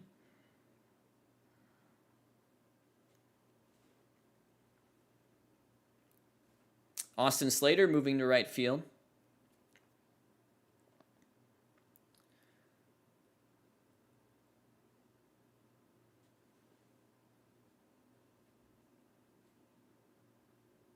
You think Verdugo will actually pitch next season? Is that something people are talking about? He's an outfielder. Is that something that's... I don't know anything about that. I've never heard a thing about him pitching at any level. I didn't know that was a thing. He said he wants to try it by 2023. Huh. Okay. I'm gonna say no. And the reason is, I think Cronenworth's a good example of this. Cronenworth came up doing some two-way stuff, and what eventually happened with Cronenworth is he established himself as a really good position player. And you saw what happened to the Padres this year. Their pitching depth was pushed to the brink. They were signing guys off the street. They signed Jake Arrieta, for crying out loud. And so I think, and Cronenworth threw like 2 like garbage time innings or something like that. And so if Cronenworth's not pitching, it's like, what's Verdugo gonna do for the Red Sox? You know, and every team's different. I definitely get that, but once you establish yourself as, you know, a good everyday position player, I think it's hard to get into the pitching aspect of things, and I think that Cronenworth is kind of shown that. You know, beyond throwing like, you know, in the 16th inning of a game where all the other pitchers have been used, or pitching when they're losing by 7, you know, I don't really see much of a role for Verdugo, but I don't know. I don't know anything about him pitching, you know. Same goes for Walsh. Another really good example, Jared Walsh. And it's not like the Angels have had great pitching or great pitching depth over the years, but they, you know, they weren't like, okay, Jared Walsh, go take the mound this year, you know? That's kind of what I'm thinking. All right, full count to Lux here. He's the leadoff hitter in this inning. I'm rooting for the Giants today, personally. I don't really hold anything against the Dodgers. My philosophy is that the Dodgers won last year, so I would just like to see a different team win. That's really it. Ooh, wow. That's a great pitch from Webb to get Lux on 3-2. That was nasty. There's maybe some of you that aren't actually, you know, watching the game, or maybe whatever you're watching the game on isn't synced up, you know, the way I am, but you know, that'll be on Pitching Ninja in about 10 seconds. So if you want to see that pitch, I would say just hop on Twitter. That was a crazy pitch.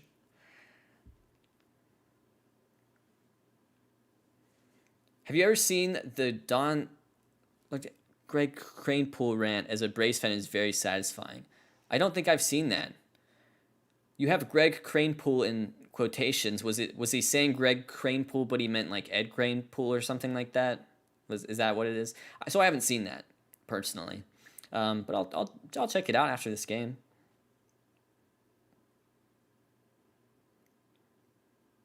All right, here's Cody Bellinger. I will say, you know, rooting for the Giants. However, desperately rooting for Cody Bellinger. Desperately rooting for Cody. If he hits the game-winning home run and the Dodgers win 1-0, that's a perfectly fine outcome.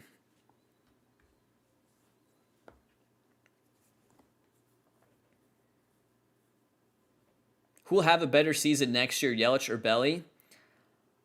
You know, it's so funny. I was thinking about this the other day. Actually, not even the other day. I was literally thinking about that this morning. Bellinger had such a worse year than Christian Yelich this year, particularly at the plate. So much worse. And Paul, I'll get to this, to your super chat real soon, but I need to finish my thought here. Cody Bellinger had a 45 OPS plus. Christian Yelich had a 99 OPS. 45 versus 99 OPS plus. You got a league average hitter plus versus a Mathis. I know Cody Bellinger obviously has way more to contribute defensively. But despite the fact that Cody Bellinger was so much worse than Christian Yelich, I have more faith in him than Christian Yelich going into next year. And I thought that was kind of funny. Anyways, Paul, your super chat. Been a subscriber for a long time. First and foremost, thank you for the Larry Walker Hall of Fame video. I was born a sad Rockies fan, so much love. The Rockies as a franchise have a soft spot in my heart, for sure. Just what they put up with in terms of cores. There were, I think, positives to take away from this season, particularly the fact that they won so many games at cores, because as I laid out in my video that even says, that's my video that's literally called The Rockies Stink. A big thing for me, for the Rockies going forward, that I want to see is I want to see them turn Coors Field from a disadvantage into an advantage. So that's why. There's another Chris Taylor ball. It's fair. Is it foul? Is it fair? Is it, if it's foul? It's foul. That Chris Taylor, man. If there's any hitter who's made some good contact against Webb tonight, it's probably him. And also, ever since that Cardinals game, every time he has a swing like that, I'm like, well, he just won the game, Rocky's Twitter game is top 5 in the league. Are you talking about fans or the social people on at Rockies? Who do you think the NFL MVP should be? It's only, dude, we're like 5 weeks into the season. Maybe Josh Allen. I don't know. I'm not a huge NFL fan like I am a baseball fan. Deebo Samuel MVP. I will say Deebo Samuel is the MVP of my fantasy team. If my fantasy team is giving out awards, Deebo Samuel is absolutely the winner.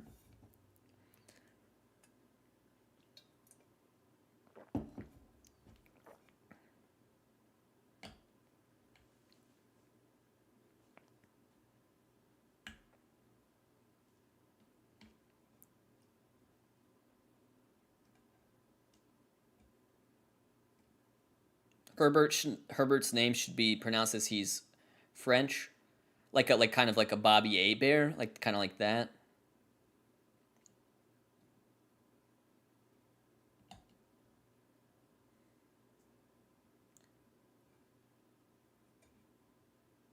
Show us your fantasy team.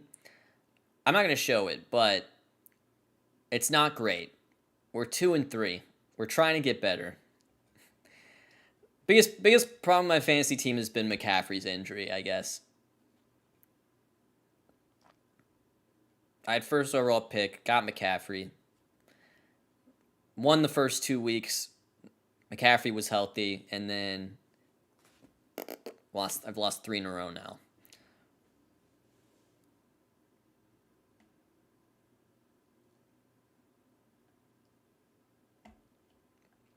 The reason I'm not going to show it is because I'm in a league with real people that I know, and when I open up the page for that league, it's going to put their names out there, and I just don't want that for anyone, I was a very guarded private person, especially when I started YouTube. It took a long time to show my face. It took a long time for people to know what my name was. It took a long time for people to know what my last name was.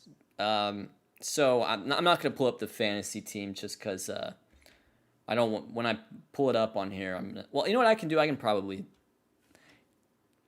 bring it up. We're on commercial break. But we'll just make sure we're not doxing any of my dear friends, pretty much all of whom I went to high school with.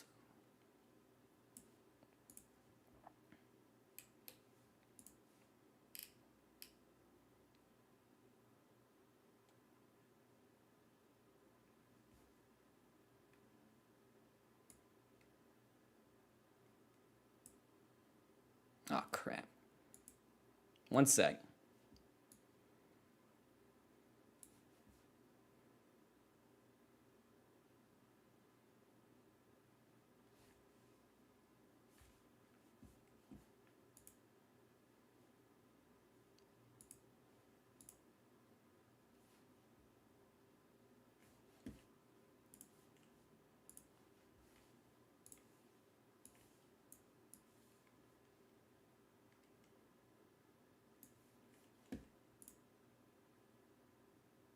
There's my fantasy football team. My first name is Foolish, and my last name is Baseball. But yeah, so this Miles Sanders, huge disappointment. Started him a lot of weeks, had a lot of not good weeks. Debo's on bye. Chase Edmonds can't decide if he's like good or not. This is a 10-man league. This is 10-man 0.5 PPR. So even if it looks stacked, keep in mind it's a 10-man. I know most people play 12. I went big on like Mahomes Waller because I feel like in a 10-man just trying to get big advantage at QB and tight end made sense. And then I didn't draft a wide receiver until like super late. So I've had a bunch. I drafted guys like Juju, and like even like Kenny Golladay, who I've dropped as of right now. But yeah. So I have Tony picked up.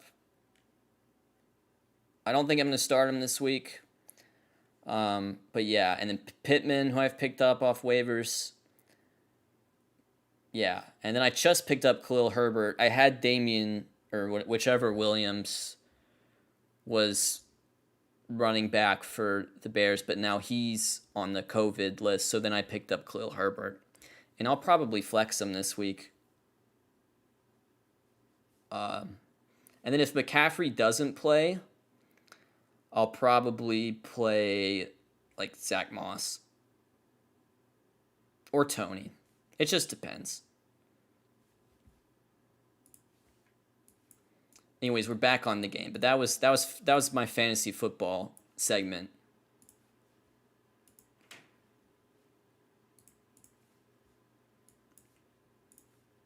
All right.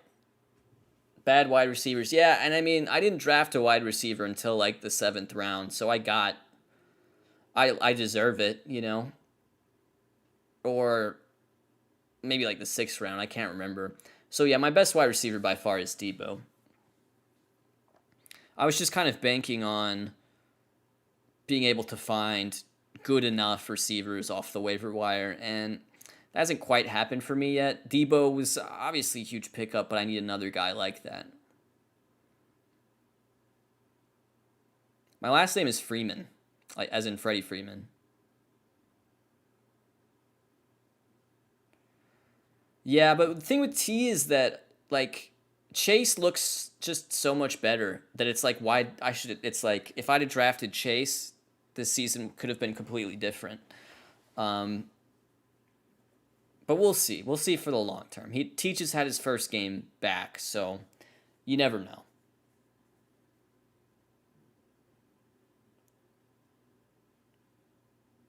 What's your favorite of the two, Scorigami or Bonds Without a Bat? I would say Scorigami for sure. I honestly, his football videos I maybe like more than his baseball videos in some ways.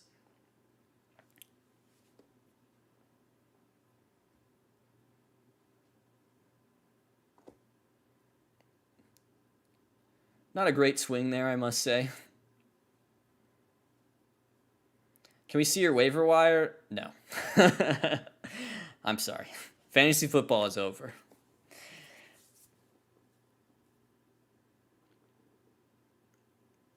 So, leadoff strikeout right there for Arias. This is his 3rd inning so far. I think he came in the 3rd. I hope so, Wildcats, Mike.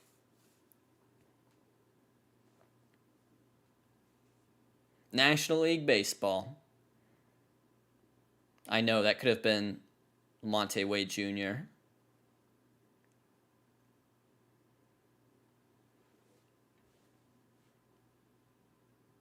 Who's your favorite Venezuelan player all time? Well, I'm a Braves fan, so, you know, Acuna comes to mind. So I'll say Acuna.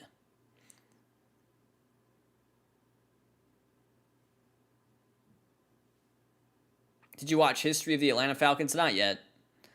I haven't watched it because I just can't. I just can't, man. I just can't. I can't relive I've lived the history of the Atlanta Falcons, at least really since like Matt Ryan era. I don't need to, you know, I'm sure it's great, but I already know. I've seen it all, baby. I should though.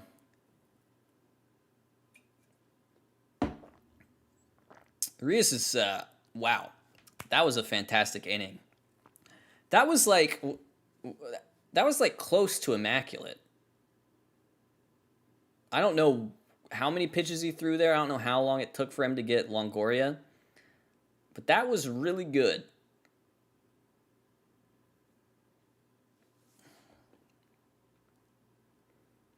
Favorite South African MLB player? It's probably going to be Gift and Gopay for me. I think that's probably my favorite one. Favorite vegetable? Broccoli. Easy.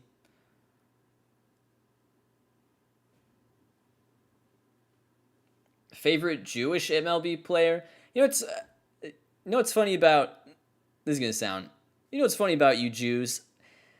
They have a I've noticed this. They have a hyper awareness of who is Jewish in Major League Baseball.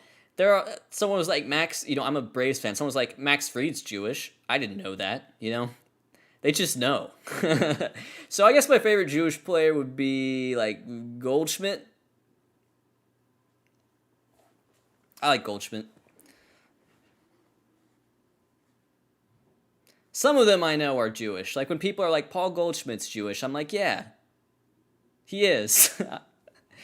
And people are like, I didn't know he isn't Jewish. Oh my gosh, I'm out, dude. That's because you all know.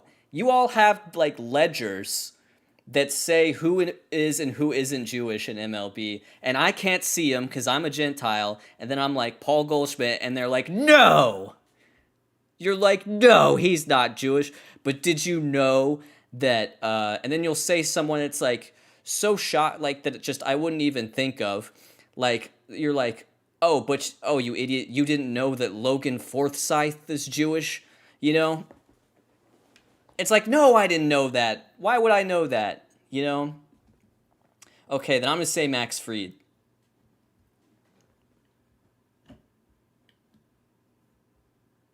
What part of Georgia do you live in? Ty Kelly? I didn't know. What part of Georgia do you live in? I live in Atlanta, like in the perimeter.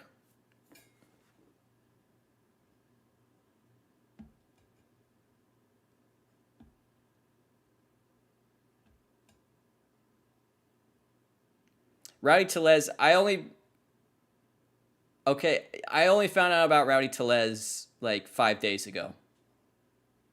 Paul's dad is Jewish. Okay, so it's the same sort of, yeah, if it was maternal, he would be Jewish. But it's not. But I'm saying they make the rules. I don't get to make the rules on who's Jewish. I feel like the rules are pretty well established. And if that's the case, he's not Jewish.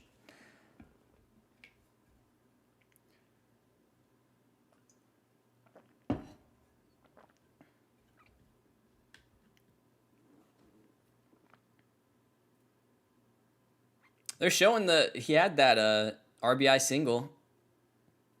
Will Julio Urias kick off the rally against Logan Webb? I will say Logan Webb hitting against Julio Urias didn't look that good.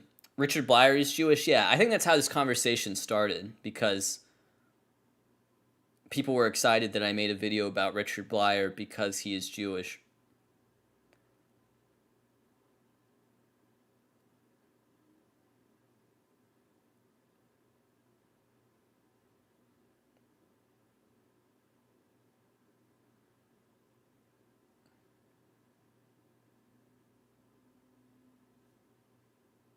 Tim LeCastro, not Jewish. He's obviously Italian. He is obviously Italian.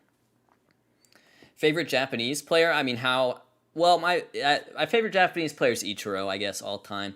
Growing up for me, like, the player that I liked the most that wasn't on the Braves was Ichiro. Like, he was just the coolest guy ever.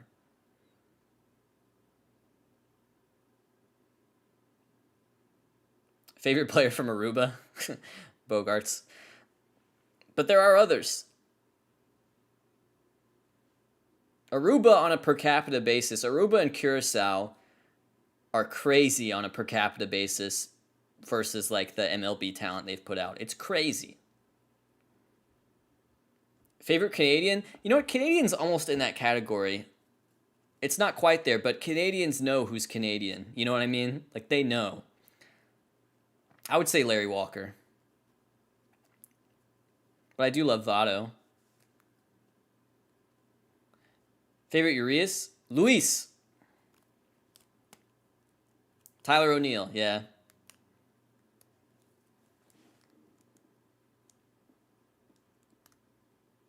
What's funny about Votto is Votto has a weird relationship with Canadian baseball, just as a like an institution.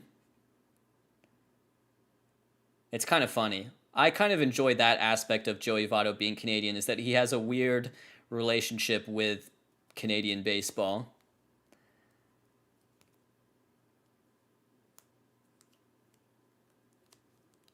I'm not saying he's going to defect, but it's kind of funny. Vladdy Jr. is Canadian, by the way. He counts.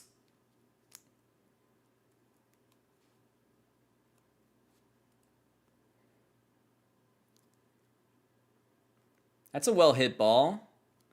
Third time through the order. Mookie Betts, leadoff single. Or not leadoff single, one-out single. Favorite baseball documentary, asks Austin Ellsworth. I believe you can find it on Netflix, but I would say Battered Bastards of Baseball. That one's really good. I get that the all-time GOAT undisputed is Ken Burns' baseball, you know? I kind of get that, but I really enjoy the Battered Bastards of Baseball, which is hard to say out loud. I'm trying to think about other really good baseball documentaries.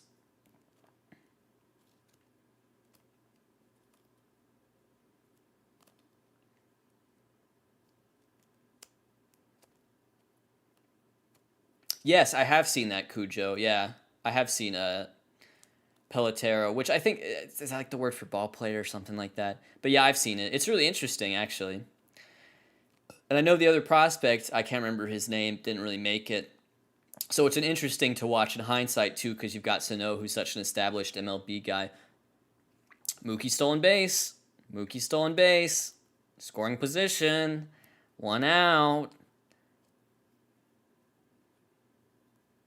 I'm not too surprised that this is such a low-scoring game, I will say.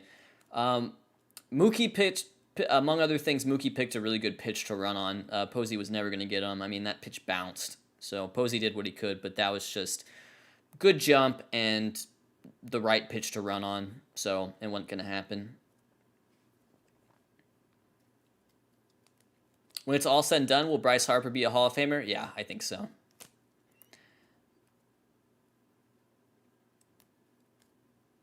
Is Ron Washington going to be a manager again this year? Ben Tucker, it's an interesting thing, isn't it? It's been interesting to watch the White Sox push through with La Russa, who had a DUI, multiple DUI arrests, including one that happened like very close to the time that he was hired and only came out until like after the fact he was hired.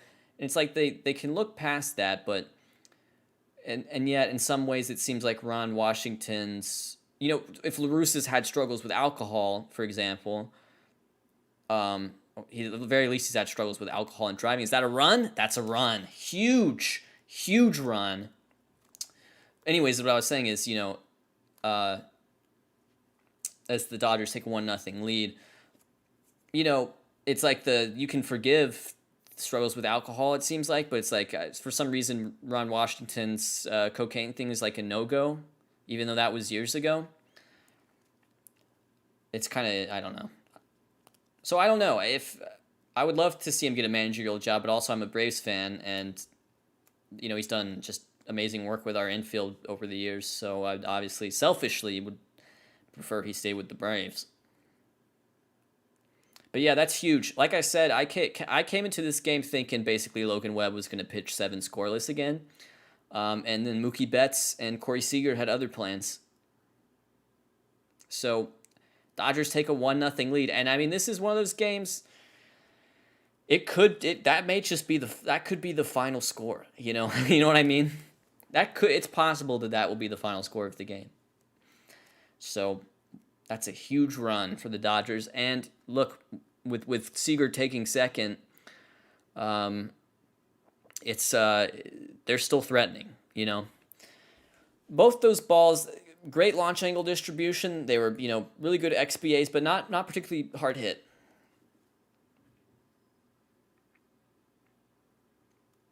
Foolish Fortnite drops when.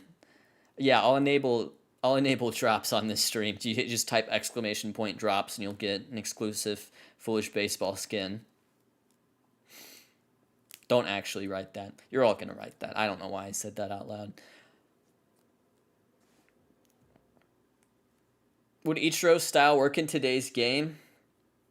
It would need some level of adjustment, but I think that like Jeff McNeil from like 2017 to 2019 would be doable.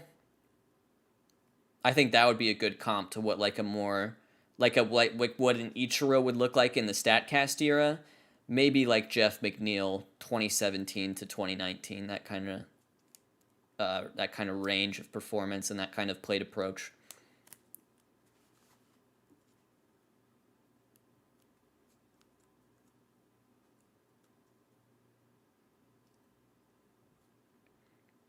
All right, 0-2 pitch to Trey Turner. Fouls it off. Do you think Atlanta can get whoever wins this game? I mean, probably not. But stranger things have happened. You know, I don't think they're completely out of it. But I mean, whoever goes on to face the Braves will be, justifiably heavy favorites. My opinion on the Braves is basically like the Braves have made it as far as I probably could have hoped for. They won the division. They won a playoff series versus the Brewers, which I thought they had a chance to win. They did it. They did it in 4 games. There's a strikeout on Turner, big strikeout. That'll make 2 outs. So I'm just going to come into the series with low expectations and maybe be pleasantly surprised. I think the worst outcome for me as a Braves fan would be if they pushed it close. Like if that series went 7 and the Braves lost, that would hurt. If they get swept, that's honestly fine. It's kind of like 2019 Cardinals. They got past the Braves, and then they got the crap beaten out of them by the Nationals. And then the Nationals won the World Series.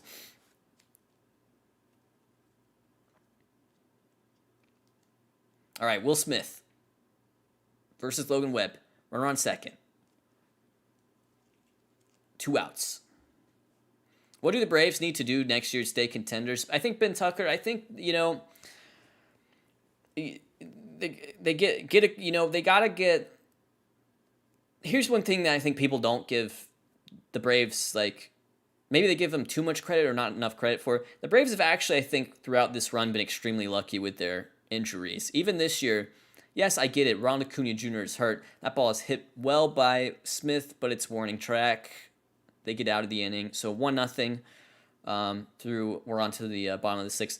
But the Braves in general have just been really lucky with injuries, I feel like, over the last few years. Even though they've had Soroka out, even though, they missed Acuna for half the year, you haven't really seen a lot in terms of extended absences for a lot of their players. And I think a lot of teams put up with a good amount of attrition. So I think as far as the Braves, what they can do this offseason, the biggest thing for them is going to be, put together a team that going into the playoffs has all the guys. And by all the guys, I mean Morton, Fried, Soroka, Freeman, Albies, Acuna healthy. If all those guys are healthy, that's already pretty much the foundation for how they're going to win. And Anderson too. And so if they, so I would say extend Freddie. I think bring back Soler. I think Soler, in many ways, can do the things that Marcel Ozuna would do for them, but without, the legal question marks, and for cheaper. So I would say extend Freddie, bring back Soler, um, and yeah, just look for some bullpen type bargains. And I think if they have that plus the health of their stars, there's no reason why they wouldn't be able to win a World Series.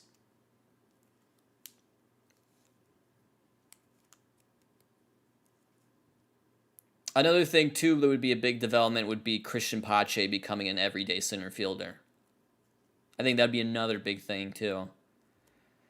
If Christian Pache is a 90 OPS plus hitter next year, that's a win. Because his defense is so good, he'll probably be like a 3-WAR player doing that.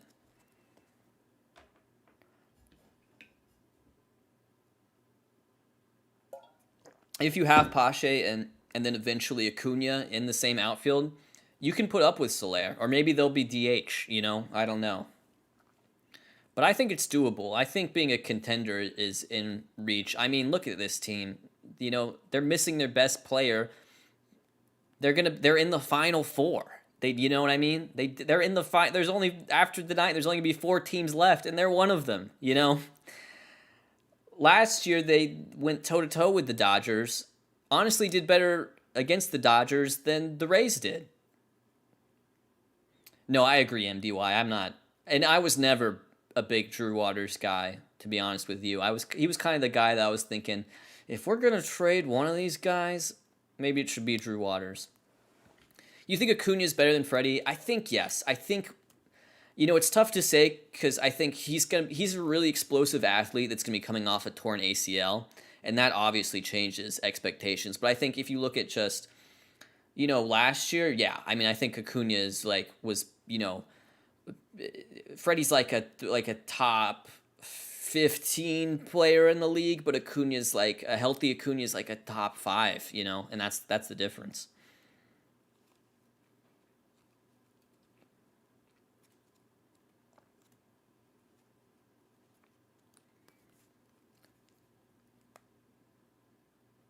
Do you think the Mets should bring Javier Baez back? No, I don't think so. I think maybe he would do better off somewhere else. I think maybe it'd be better for both parties if he didn't. But it'd be interesting. It'd be a doubling down in some ways if they brought him back because they gave up Pete Crow Armstrong to get him. And so I think maybe in doing that, they were thinking they would bring him back. He did well. He did, I will say, Javi Baez did very well as a Met. Small sample size, but he did. Man, these Giants need a run, I tell you what. Urias has been very efficient. Only 39 pitches. And he's thrown 3 innings. They have low regard for Armstrong, though. Yeah, that's a good point. I mean, surely they did if they traded him.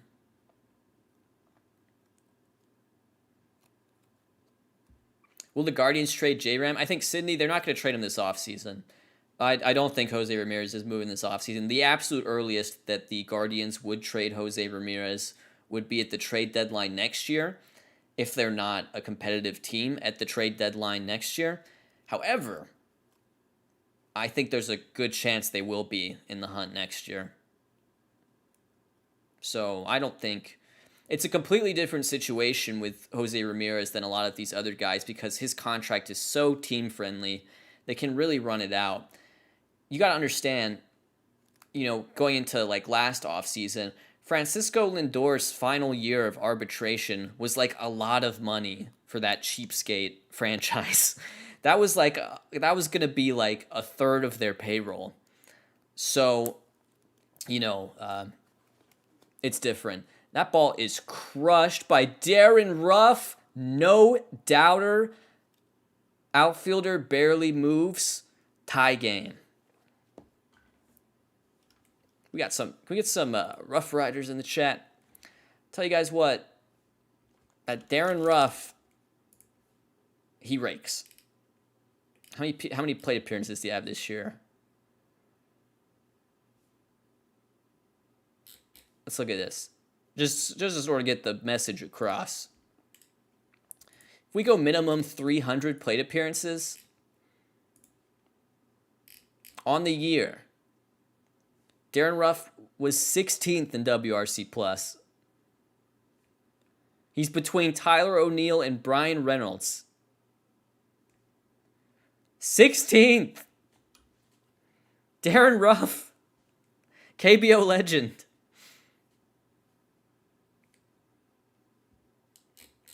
I'm glad we have a tie game. But yeah, that was, well, there you have it. That was 1,000 XBA, 110 off the bat, 452 feet. Gratterall wouldn't have given that up. Agreed. That would have not happened.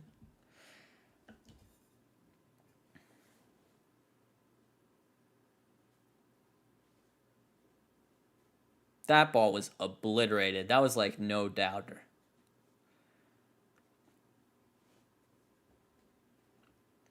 Another thing for me is, I don't know about you guys, I have a tendency to root for pretty much any player that comes from a foreign league, whether they're American or not. If they, if you get an Eric Thames, Miles Michaelis situation, you root for those guys for sure. And then you also root for, if a Japanese player who played an NPB, you root for them. That's kind of my feeling. Chris Flexen, great example, Ryan.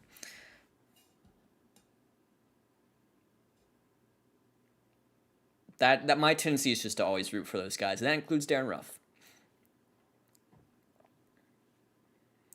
Who do you think will win the NL Central next year? It's really tough to say without an off season. I picked the Brewers to win this year. They won. I would say, fairly convincingly. So I think I'll pick them to win next year, but again, without an off season, it's hard to say, and maybe the answer will be different. Maybe the Cardinals will again trade for a player that they really shouldn't have ever been able to trade for. Like if the Cardinals sign Trevor Story, it's like, oh, okay. It's like, ooh, now we got something going on here.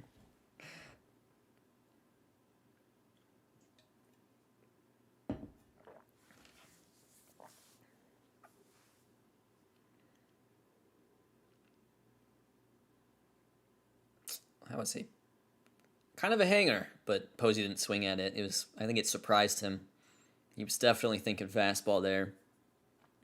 It was nasty, but also if Posey was ready for that, he could have crushed that. But I guess that's a big reason why it worked.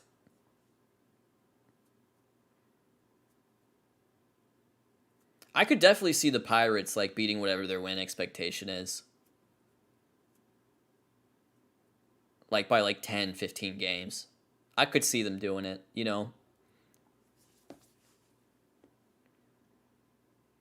They got some dogs, dude. Oh my gosh, Brandon Crawford. Oh.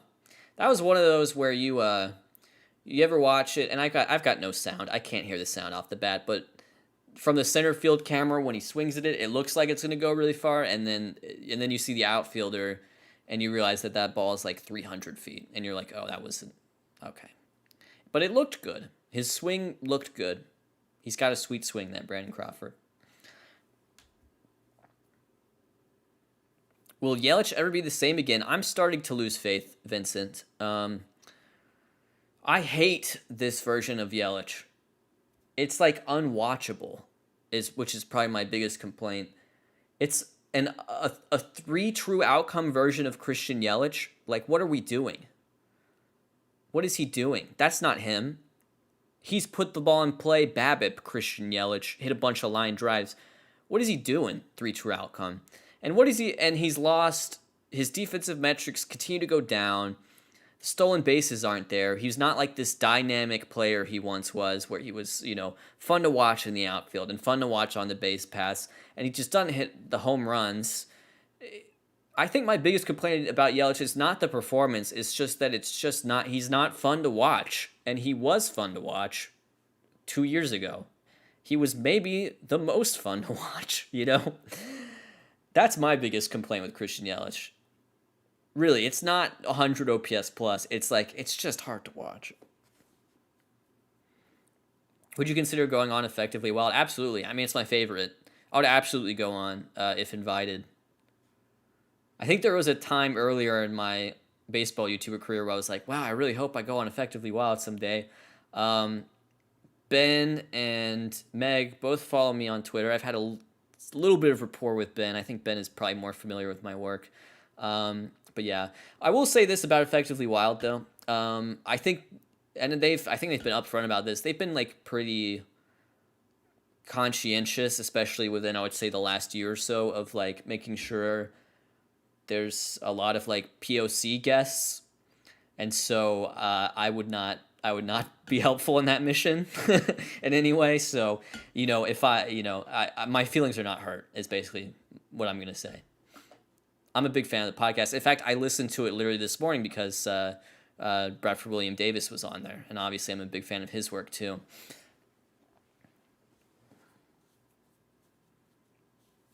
Do you see any chances of that Cubs core all returning to Chicago? No, dude, Cujo, it ain't happening. My biggest thing, Cujo, is I thought if they were going to keep anyone, I thought if the Cubs were going to keep any player, they were going to keep Rizzo. And he was the one they traded first. That was what kind of got me. I wasn't too surprised they traded Rizzo, but I was surprised they traded him first. But yeah, if they wanted to keep those players, they would have kept them, basically. I think like saying, "Oh, we only traded this player to get the prospect, and then we'll re-sign him that offseason," that's cope. That's cope. It happens once in a blue moon, but it's cope. Have you been on Talking Baseball or just Wake and Jake? I guess I did the winter meetings, which I guess was Talking Baseball. So that was like a live stream they did in December. That was the weirdest show, Mitchell. I was on this. Jimmy, who's John Boy, invited me on to their live stream for the winter meetings. And I was like, cool. He was like, yeah, we're going to have a bunch of guests that we interview throughout the day. And then I saw the guest like list, and it was like me, and then like Jeff Passan, Bob Costas, Ken Rosenthal. I was like, why am I on this? What are you guys doing? This is you have Bob Costas on this? You're talking to me?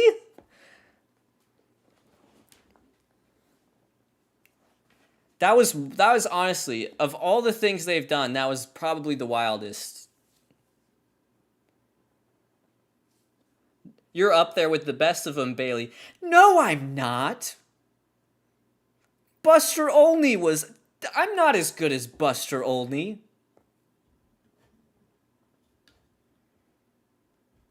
Some of those I could handle. Some of those I could be like, all right, I can handle that.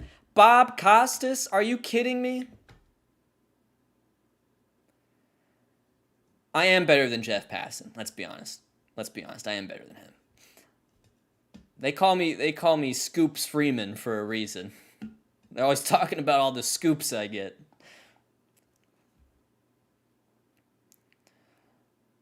I still can't believe that was the craziest move they ever did. Honestly, what were they thinking?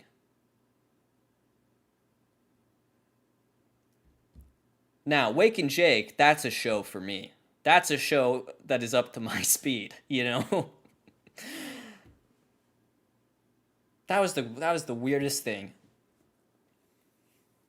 I'll never get over that. Why did they do that? Olney or Kirkjian? They might have even had Kirkjian on that. I can't even remember. What's John Heyman's beef with Fuzzy? I don't know of any beef between John Heyman and Fuzzy. Well, I'll put it this way. I don't know that John Heyman has said a single thing to Fuzzy. Maybe he has. I don't know. John Heyman has... I don't know the man. I've never met him. I think, interacting with people in real life is probably the best way to gauge their character. He sent some DMs. I've seen DMs that are interesting that John Heyman has sent. Heyman blocked Fuzzy. Well, that's not beef. That's just blocking people that are like criticizing you, That's not beef. If he blocked Fuzzy and then sent off a tweet like, "Everyone go unsubscribe from Fuzzy. He hurt my feelings." That would be beef, you know. A block is not beef. People live for the block screenshot. You guys got to understand this. If someone is like annoying me on Twitter, I almost never block them. I might mute. I might mute, but you can't block someone that's annoying you, because if you have any sort of like platform, when you block someone, they win because they get to post the blocked screenshot. The blocked screenshot is the most powerful thing. It's like if okay, Sadman is in the chat. If I went on Sadman's Twitter page right now and I said, "Hey Sadman, um, Lonnie Chisenhall sucks," and then he blocked me, I would win, because then I would be like, then I would post a picture of Sadman Baseball blocking me, and I'd be like, "What, you couldn't handle me, bro? I was trolling you. I did a big troll on you, and then I got blocked. I win." That's not really beef. That's just Sadman being like, "Yo, Bailey is annoying. Block." That's not really beef.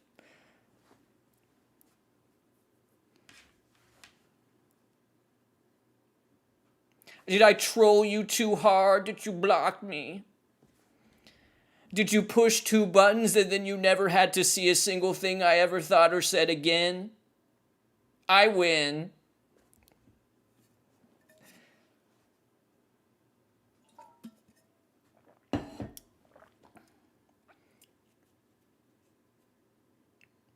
Why was that so funny? I don't know.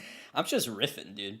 But yeah, anyways, if you're if you get the block from someone with any amount of Twitter following, you win basically. So that's why I can't block people, because you don't want to give them the satisfaction of the screenshot.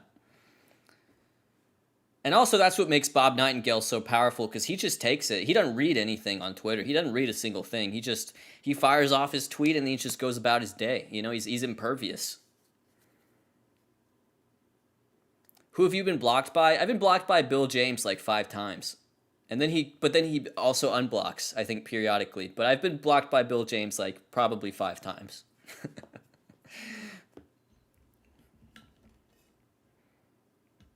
And I think that's really it. That's the only one that comes to mind.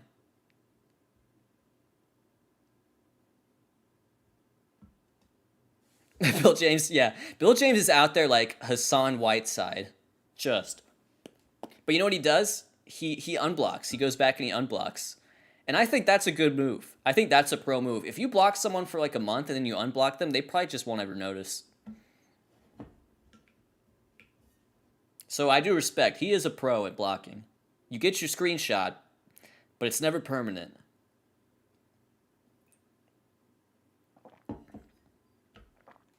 Logan Webb on for the 7th.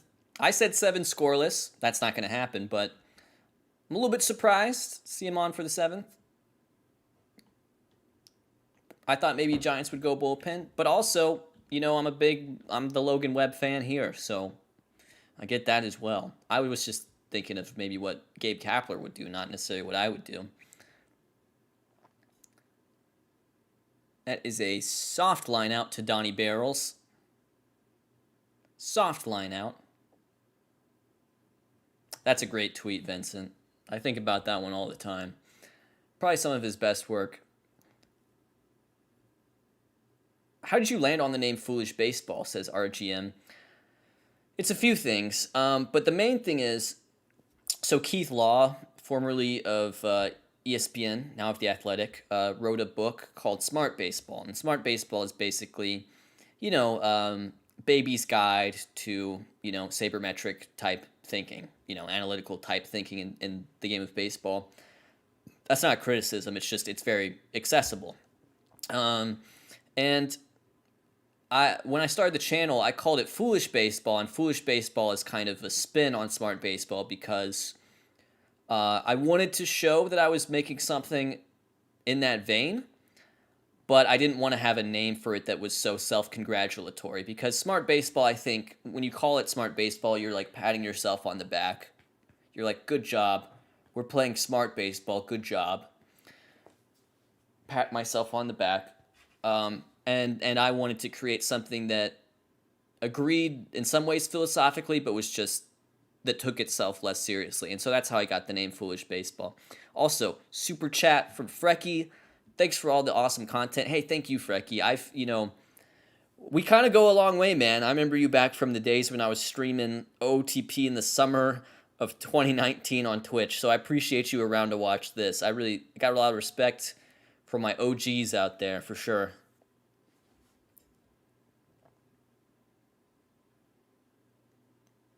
That's a good pitch to get back in the count on 3-1. Webb is the next Verlander. No, he's not like Verlander though. He's doing his own thing. I mean, I get that you by saying he's the next Verlander, you're just saying he's really good, but he's a very different pitcher. Gosh, I love Logan Webb. I'll say this, someone on my Patreon Q&A, I think in like September, was like, hey man, is Logan Webb a top 10 pitcher like right now among like all healthy pitchers? And I was like, I don't know, man. Probably top 20, but I don't know about top 10.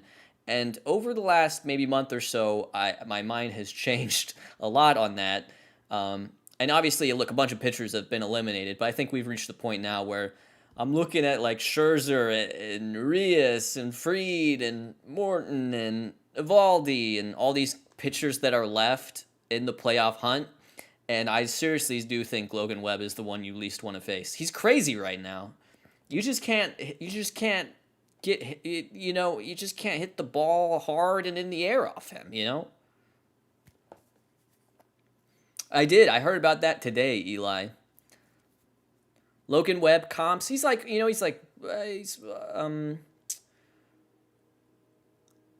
interesting to think about that. I mean, he's got some Woodruff in him, I think.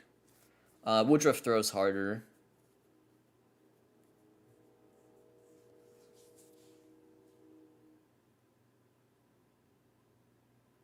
Yeah, there's some Greinke there.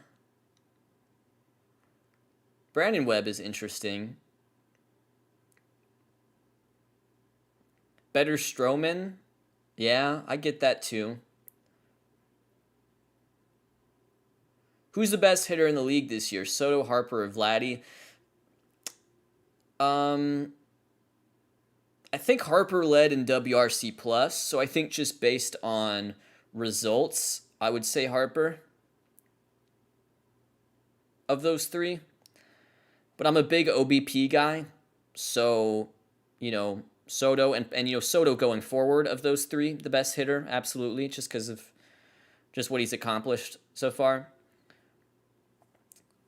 But yeah, I mean Harper led WRC plus, and if I just had to decide based on results and not necessarily like process, then I would just pick Harper. What do you attribute Yelich's decline to? I mean, I think if I could figure that out, they'd make me the GM, right? Yeah, I don't know. His approach is just completely different, though. He needs to swing more and hit the ball in the air, But I don't know. I'm not a swing expert, I'm not like the biomechanics expert. That and the injury too. I mean that he broke that broken kneecap in 2019. That's a serious injury, guys. Like I know it doesn't quite have the same feeling in your gut as like torn ACL or Tommy John, but his knee is, if he's got a bad knee and a bad back, like that's hard to play, How do you feel about the Cardinals firing Schilt, and who do you think they will hire / should hire? So as far as feelings about Cardinals firing Schilt, I think Schilt is like a very much like a replacement level manager. I don't think it's going to have a strong effect on, it's not going to make them worse. I'll put it that way.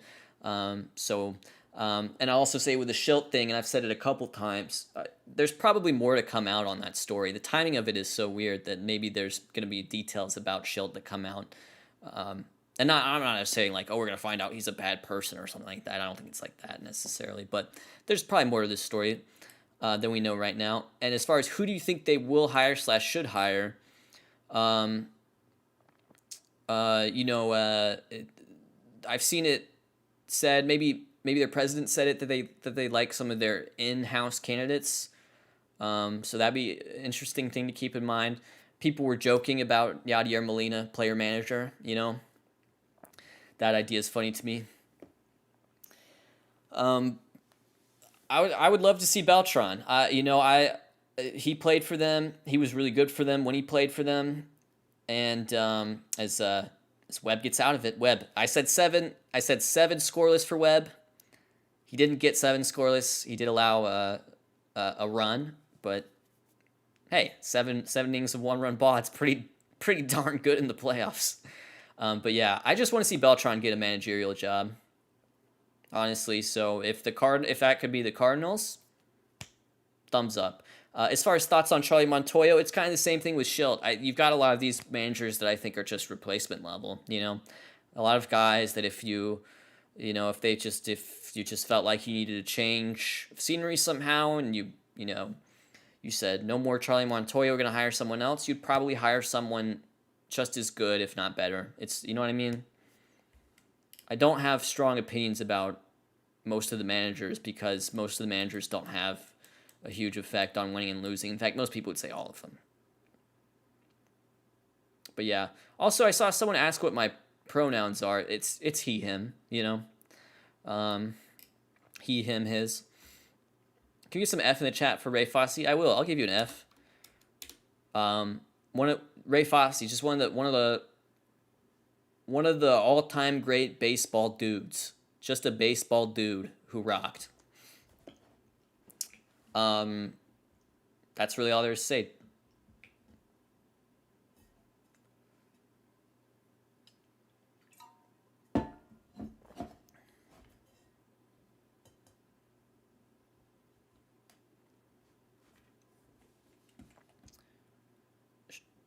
Shout out Sad Man Baseball. Are you telling me to shout him out? What's your opinion on Wander Franco? So I kind of, Danny, maybe a year and a half ago, I had a hot take that I said that Wander Franco was going to be the player that takes Trout's throne as the best player in MLB. I said maybe not necessarily Soto, Tatis, Acuna. I kind of felt like Wander Franco deserved to be in that conversation because he's just so well-rounded.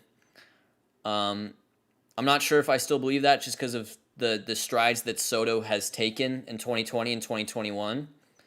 But yeah, I mean, I think Wander Franco deserves to be in conversations like that long-term because there's nothing that he did this season that really dissuades me from thinking that he can't be the best player in MLB. So that's my opinion on Wander Franco. I mean, this is a generational hitting prospect. You got to understand, Wander Franco. Think about the Vlad hype. Vlad was such a hyped prospect on offense. Wander Franco is Vlad on offense, plus base running and defensive value. That's how good he is and can be. Really, he's insane. So that's you got to keep that in mind with Wander. That ball's hit well, but also right to left field. So line out there for Wilmer. Blake Trinan now in for the Dodgers. Let's just take a look at this real quick. There's your top pitch velocities in this game. And wow, interestingly enough, 2 top distances. Darren Ruff is the 3 longest hit balls in this game. And of course, Brewster's got all these 101s up here. There's swings and misses. Yeah, he looks like a Todd, Jesse Plemons' character. All right, here's Longoria.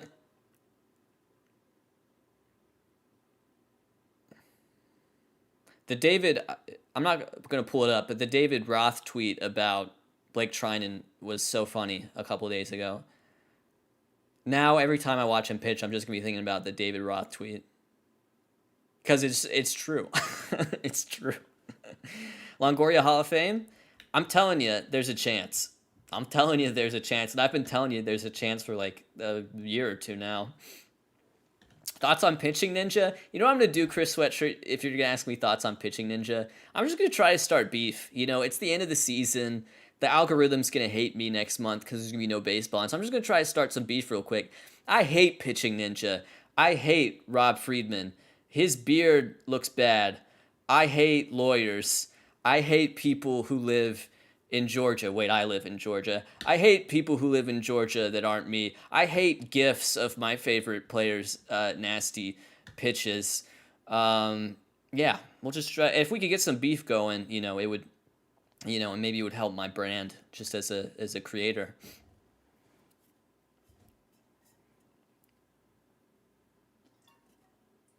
Clip it and ship it, boys.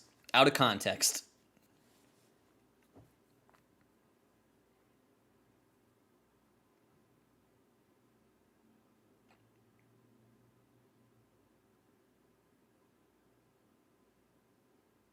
Favorite team? I grew up a Braves fan. I'm still a Braves fan. I'm not going to beef with Kenny Baseball. That's not who I should be beefing with. That man is going to be a father. There should be no beef. That's not nice to do with anyone. Pitching Ninja though, you know, maybe. Beef with his kid. Beef John. How can I beef John Boy? John Boy put me on a live stream with Bob Costas.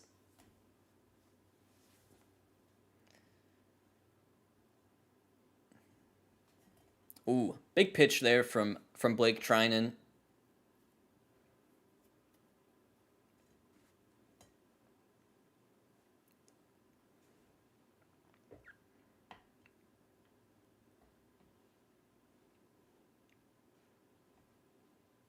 Now you guys are trying to start you guys are now okay, tell you what. You guys go out there cuz you're such instigators. You go out there, you start the beef and I'll just kind of sort through it. I'll be like, "Yes, I'll beef with this guy. No, I'm not going to beef with this guy. Yes, yes." Cuz you know what you are? You're instigators. I can see it all now in the chat. Everything is saying, "Go beef with this guy. Go beef with this guy." Okay, if you guys are going to do it, you know, just go do it for me, and I'll just click yes or no at the end on whether I would like to beef with this person. What we need is a Tinder for beef. I just want a Tinder type app where I can swipe through guys, and I can just say, yes, I would like to beef with you, or no, I wouldn't. And it's just as easy as that. If you're trying to get your career going, it's great.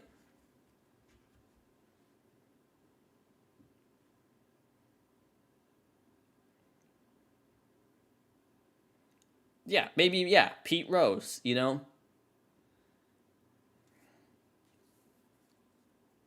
If you had to pick between Tyler O'Neill and Randy Arozarena, who would you choose? Ooh, interesting. Hmm. Hmm. Well,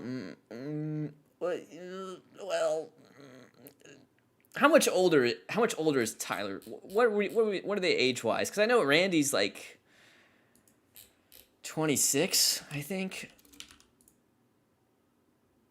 Randy's 26. How old's Tyler O'Neill? Also 26. This is just, man. I like them both so much. Tyler O'Neill has better defensive value. Randy had the blue circles, but he's Randy. You know? Can I have both? Can I please have both? Please? I know Randy's got a cooler name, but Tyler O'Neill's Canadian.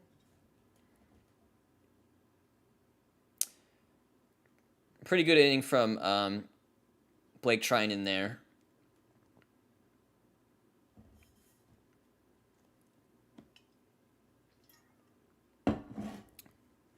Beef with Gary Thorne? There's no way that's happening. Foolish Baseball, Foolish Bailey beef. Yeah, I mean, I do have beef with Foolish Baseball. That guy's a hack. He steals all my ideas. Keep in mind, we're on Foolish Bailey right now. We don't talk about Foolish Baseball.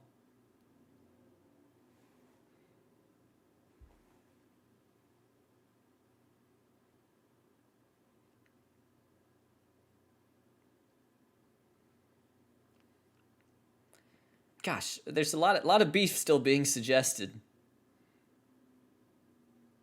But yeah, that guy's a nerd. Favorite Roman emperor? Marcus Aurelius.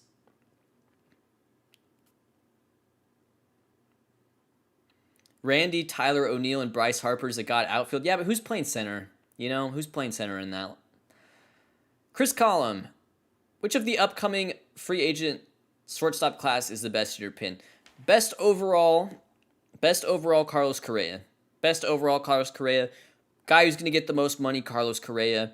Guy who's going to get either the most years or tie for the most years, Carlos Correa. Carlos Correa is the best one.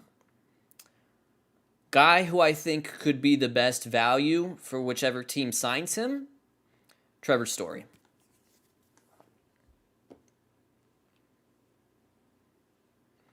But yeah, Seager also really high up there. The thing with Seager is I don't know about Seager's long-term viability at the shortstop position. You know, that's really the only thing. Seager can rake. Like Seager can do like he can do like a 140 OPS plus every year. Like that's crazy. There's not a lot of hitters that can do that, but he's capable of doing something like that.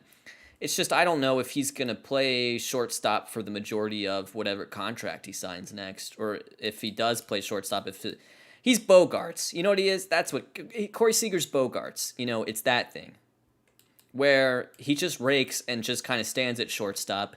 And because he rakes and stands at shortstop, you get to the end of the season, you're like, wow, got a really good season. He's really good. That's what it is. It's Bogarts. Thoughts on my favorite team, my favorite player. They're all great, and I love them. I love your favorite team. I love your favorite player. Psych! They suck. They suck, and I am biased, and I hate your favorite team, and I hate your favorite player, and I think they stink, and whenever they win, I'm the guy who counted them out, and I said, I don't believe in favorite team and favorite player, but you get to go online and say, ha, I told you favorite team and favorite player were going to win, and I say, oh no, I doubted them. Tyler Rogers in the game, the knuckle scraper himself.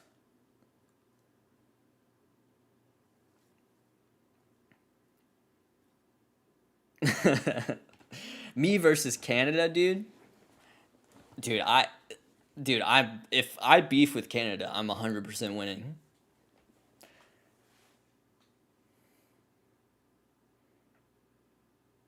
Why is Taylor Rogers pitching? Well, he's like their 8th inning guy. It's like probably him in the 8th, and then what is it? Is it Duvall in the 9th now? Is that how they do it?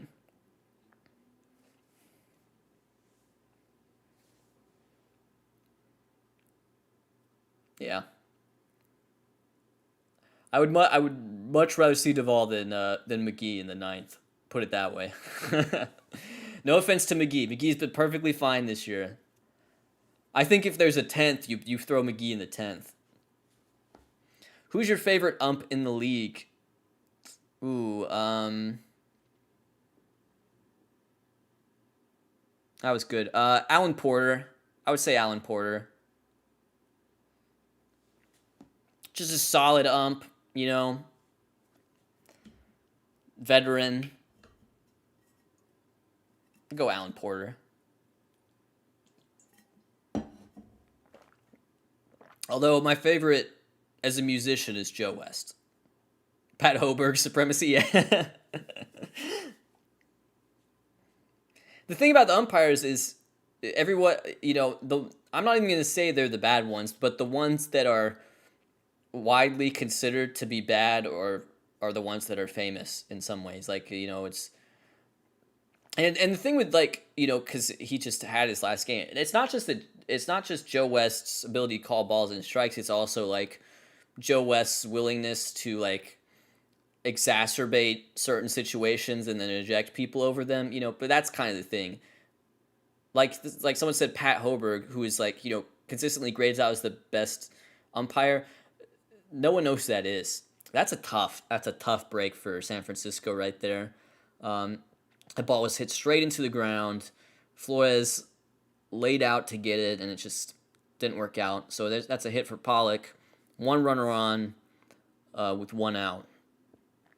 I know we're having fun, but also, you know, this could be like a very pivotal inning for the entire season. So I'm hoping, get some concentration on the game. But yeah, so Pollock on board with a negative 24-degree launch angle. That's baseball. That's Baltimore chop, you know? Does the winner of this game win it all? I think it'd be funny if they didn't. I'm not saying, whoever wins this game would be the favorite going forward, but that's why I also think it would be funny if they lost. You know what I mean?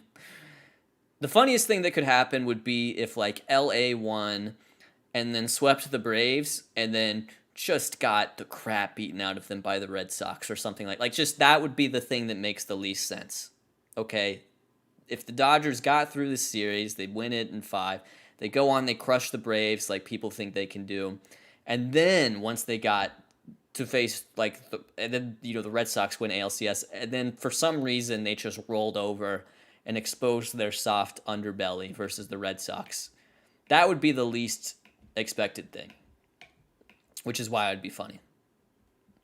So I would not say crown them. That would be my idea. What are your thoughts on the Giants going into next year? Do they remain good, or will they be closer to what we expected going into this year? I think they'll remain good, Timothy, and I think a big reason why they might remain good is because they're going to spend. I think this could be a big spending type offseason for the Giants. They could add some big names. The ownership, there's a lot of money in that team, and they've gone a little bit lighter on the payroll in some of these years than they did when they were, still hunting for these World Series earlier in the 2010s.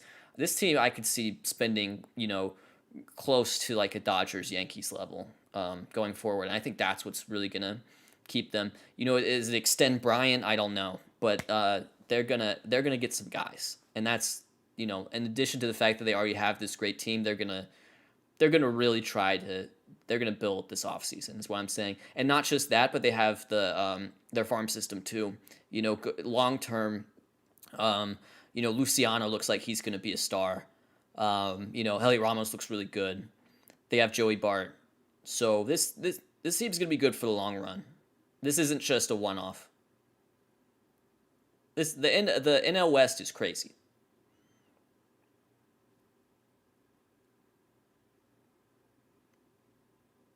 Mookie, that's foul. If that had dropped, and taken a weird carom, I don't know. I don't know if the runner was going on that. What do you think about Schilt being fired? I don't really have too many thoughts about it. I think Schilt was like a replacement level manager. I think whoever the Cardinals hire will probably be just as good, if not better. Good chance to be better. And I also think, there's maybe more details on that story because the timing of it is weird. And so, best to leave it at that. Maybe we talk about that in a few days if there's any other details that come out.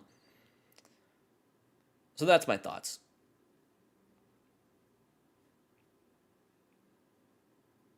Oh, ground ball, but it gets through. And so there's runners on first and second here. That was one of those. It just perfectly threads the needle between the shortstop and the second baseman. Just like that on two, not great ground balls. The Betts hit wasn't bad by any means, but, two ground balls that would be outs more often than not.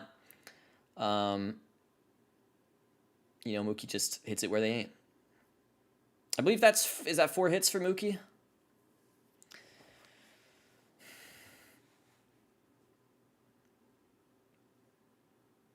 Seager double play incoming. I don't know. Seager has the big RBI in this game, right?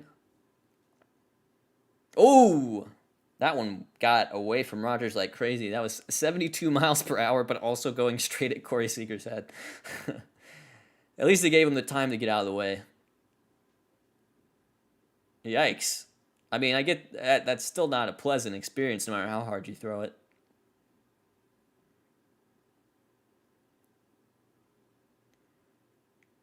Why are the Giants so good without spending a ton of money? Well, first of all, historically, the Giants do spend a lot of money. You know what I mean? Like those 2010, 2012, 2014, even up through 2016 when they were still going for it, they spent a lot of money, So they've gone lighter on the payroll, I would say, as they've been kind of going through this soft type rebuild with Farhan. But now they've gotten out of it. I mean, they're going to spend big this offseason. They're going to get eventually that payroll will be, up there with the top of the league. So, if they're 13th now, don't be surprised if they're top 5 next year. They're gonna spend. Might not spend it all next offseason. Might do it, might add, periodically, might add, a good bit next offseason and then a good bit the next offseason. But their payroll's gonna get up there. Their payroll, there's a lot of money in that team. That's one of the more valuable franchises in the league. Tyler, yeah. Tyler has now thrown a pitch about 10 feet in front of home plate and also right at Corey Seager's head.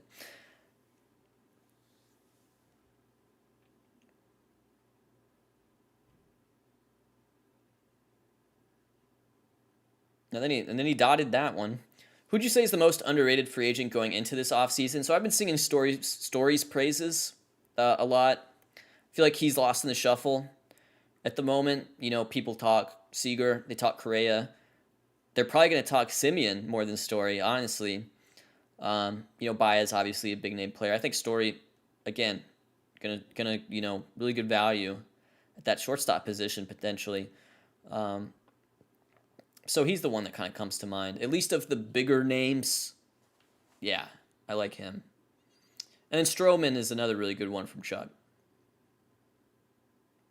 So 2 away. Rogers with a chance to get out of this inning unscathed. Who's your favorite position player to watch pitch? Well, I like the ones that can pitch. I think eventually, like the 50-mile-per-hour Ephus, and Kapler's pulling them. I think eventually, like the 50-mile-per-hour Ephus gets old from a position player. Like Astudillo, Stevie Wilkerson. Well, Wilkerson was different, but Astudillo. So I would say I like the guys that actually like try out to go out there and like throw in the 90s. So like a Charlie Culberson or a Brett Phillips or someone like that. That to me is more entertaining. I actually feel very strongly that if you're gonna do position player pitching, that they should pitch. You know what I mean? Like not just like who's another guy like Alex Avila, who's retired now. I feel like he's had a lot of outings in his career where he just goes up there and he just throws Ephus. He just throws Ephus. He just throws. It's boring, I think that if everyone's got a guy who can throw, 90 or at least like 85, and who they all these guys pitched in high school. They all have some sort of secondary pitch. I think if you're gonna do position player pitching, pick a guy who's gonna pitch. I get it. That the Ephus, you don't want to, put unnecessary arm strain, but man, we need more Brett Phillips. Give me a guy who's going to pitch. Let's, that to me is respecting the ball game. They don't even have to throw 95. If they want to throw 85 with something that resembles a changeup, that's fine. I just don't want Ephus. They can even throw an Ephus for half the pitches if they want, Do you think Luis Robert can be the next Mike Trout? Okay, here's the thing. This is important. Do I think Luis Robert can be the next Mike Trout? No.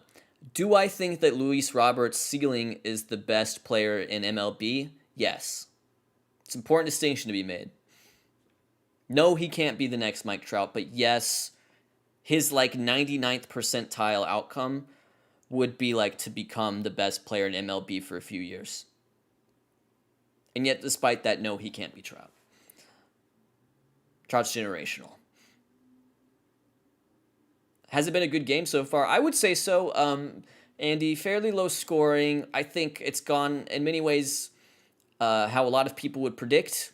And here we are. Here we are in the ninth inning, bottom of the eighth inning. No, top of the eighth inning.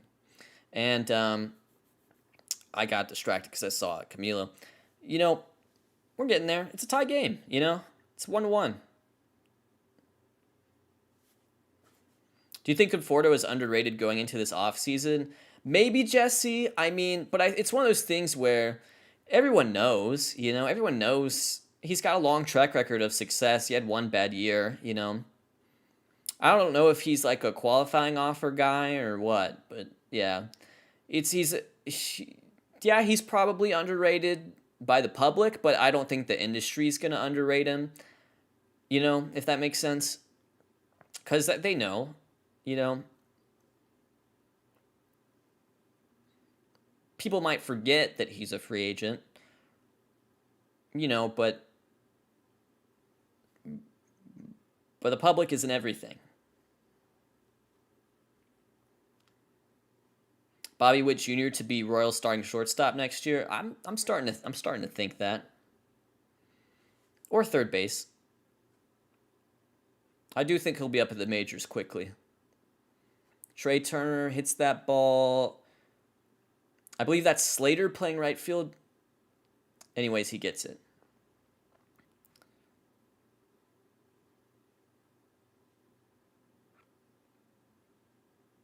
Will Trey Turner's former teammate win MVP? I think Harper's going to win MVP in the NL.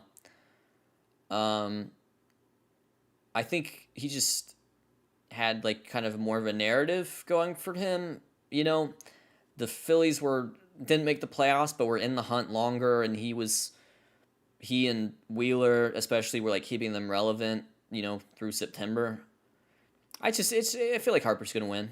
You know, if I just am trying to put myself in the mindset of the voters, I think Harper's gonna win.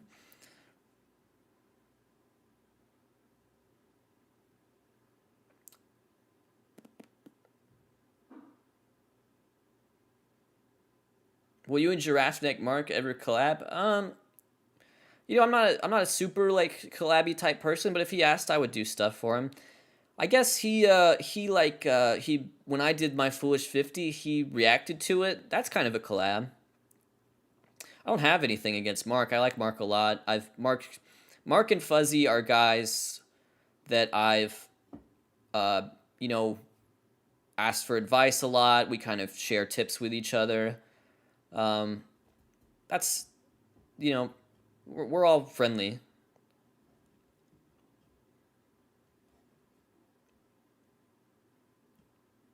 Mark Beef. Thoughts on baseball doesn't exist, man. I tell you what, baseball doesn't exist. That's like I think Fuzzy and I were talking about it. The, the growth on baseball doesn't exist is unbelievable. It's unbelievable. Baseball doesn't exist in a calendar year has accomplished what took me like 2.5 years or something like that, or 3 years. It's crazy. Like he is like baseball doesn't exist is a bigger YouTuber than I am. I'm not sure if he has more subscribers than me, but I just think on in terms of just the views and the consistency, like he's bigger than me. And this guy was I hadn't even heard of this guy, you know, until about a year ago.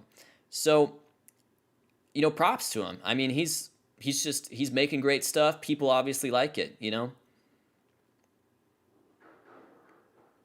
It is one of those things for me where and I think maybe he feels the same way. It's almost so good that that as a creator you don't want to watch all of it because it's like you don't want to be influenced too much in a way. Like, you know, if I watch too much baseball doesn't exist, I might get up trying to write a baseball bits script and I might ape his style subconsciously. And I don't want that, you know, because the way I'm going to succeed is not by being, you know, the second best version of baseball doesn't exist. It's going to be by being the best version of Foolish Baseball. I struggle with that. And I hope like people know I still support like all these like baseball creators and what they do, but it's hard because you know, you don't want to be influenced too much. You want to kind of do your thing.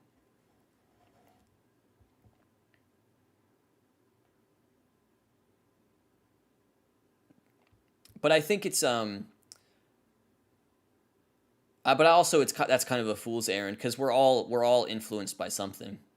Kenley Jansen time. Bottom of the eighth, Kenley Jansen. What I would say about Kenley right now and where he's at, and I know Dodgers fans especially are like, oh no, Kenley Jansen's in this game. I think Kenley Jansen is a guy who, if you throw him, if he has to get 3 outs in the ninth inning after he's had a rest day before, he's gonna be great. He's gonna be great. But you worry about Kenley in situations where he's pitching back to back days, and you worry about Kenley in situations where he's got to get more than 3 outs.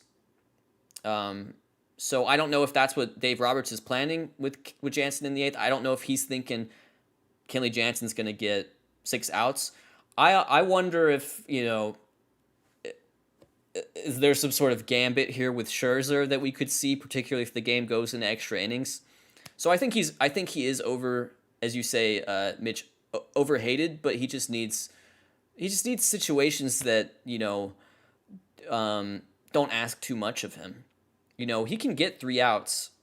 It's just pitching back to back days, he can get worse, and then you worry about him trying to get more than 3 outs. So it'll be interesting to see what the usage is like. That's a good play by Justin Turner. He reacted to that ball really nicely because it came off the bat weird. It was kind of tailing away from him. He did a good job there. We've already used Knable, Trinan, Gratterall, who's pitching the ninth. Phil Bickford. But yeah. Well, yeah, I'm saying there. I think Robert said that, maybe yesterday, Robert said that, Scherzer probably wasn't going to pitch. Or maybe he said Scherzer definitely wasn't going to pitch. It was either probably or definitely. And as soon as I read that, I was like, he's going to pitch in this game. And I don't hate it either if he does. Scherzer had some bullpen days in 2019 playoffs. He had some bullpen type days in between starts, and he was really effective. He got the job done. He's a couple years older now, but I believe in him. I think he can give you an inning. I wouldn't want to make him pitch more than an inning.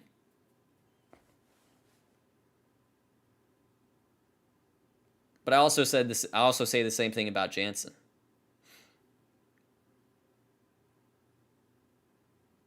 I personally think it would be messed up if Vezina in the ninth. I think it'd be messed up if Roberts pitched Jansen only in the eighth. You know what I mean? That would just be so weird, right? I get that it's a tie game and maybe the strategy's a little bit different. But it's this guy's been pitching the ninth inning for you all year. Why does the strategy change now when your back's against the wall? Does that mean what you were doing in the regular season was dumb?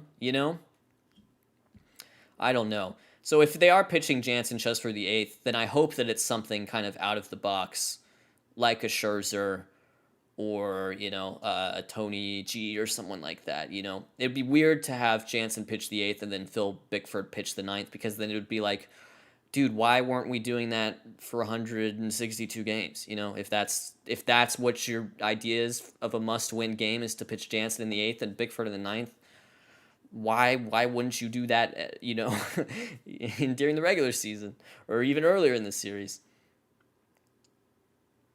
What will Trout's career WAR be when he retires? I'm going to say 135.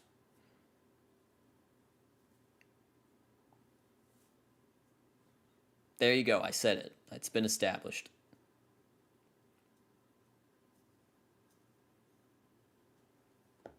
That's true, Ryan M. He will do that.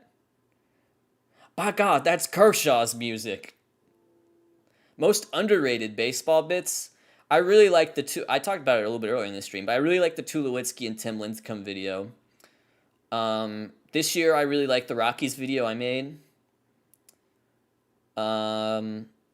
Those would maybe be a couple. I don't know. What do you guys have a baseball bits that's okay, this isn't the most popular one, this isn't the most viewed one, but I really like this one. This is, for whatever reason, this one spoke to me, Because, I feel like there's ones that people, know me for, like LeCastro or Mathis or, Verlander. Were there others that, yeah. See a couple love for the Earl Weaver. I think that's a good one. I agree with that one. I think the Earl Weaver is some of my best actual, analysis in some ways. Poppy.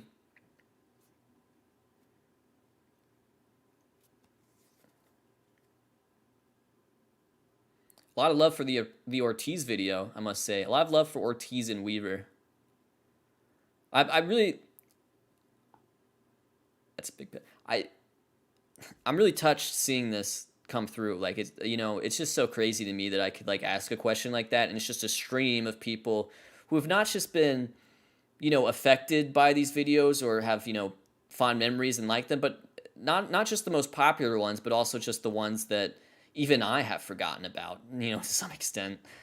Like, I agree with the Earl Weaver one, but it wasn't what, you know, came to mind when that question was asked. So I really appreciate you guys.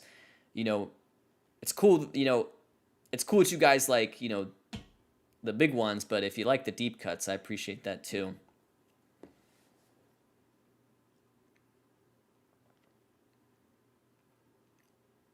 Drew Hutchison.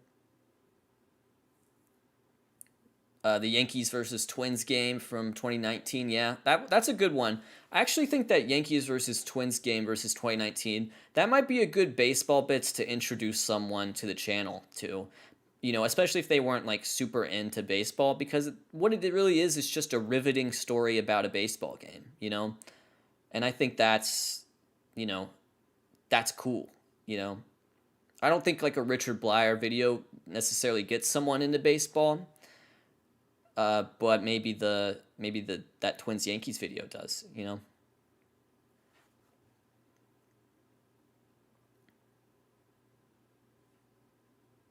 Call that a strike.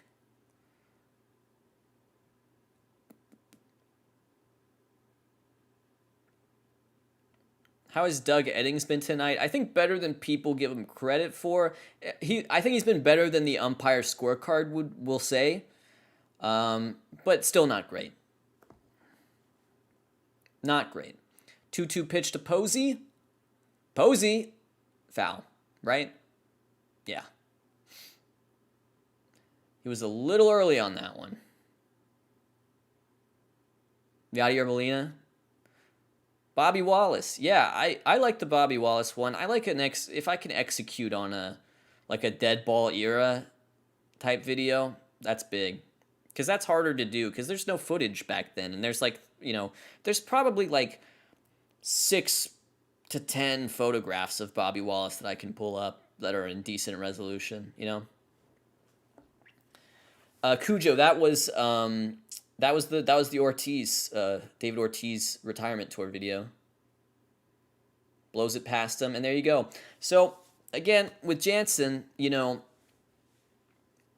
if he's got a rest day, and he's not burnt out, and he just has to get 3 outs, there you go. I think he's great. You know, it's the other situations. Does he come back out for the 9th? Is it when, you know, he's going to have to pitch back-to-back days at some point in this postseason? How's he going to look on the second day of doing that? God forbid he pitches 3 days in a row. You know, that's kind of the thing with him. So I think Jansen's overall really, really good. But with all the relief options that the Dodgers have, I think you have to be smart about his usage. And as I said, it would be weird if Phil Bickford was the guy in the 9th. I feel like if you're going to pitch Jansen in the 8th, you either have to pitch him in the 9th, which is scary, or you have to have an out-of-the-box pick at closer, like a Scherzer, you know? Thoughts on Nightingale's latest tweet? Let's see it. There's a lot of, goodness gracious, look at all these parody accounts.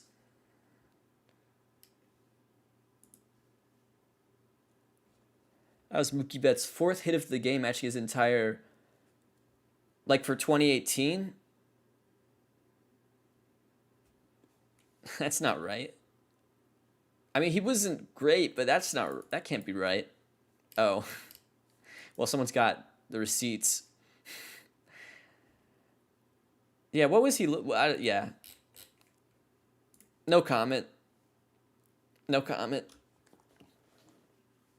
He's immune to all criticism.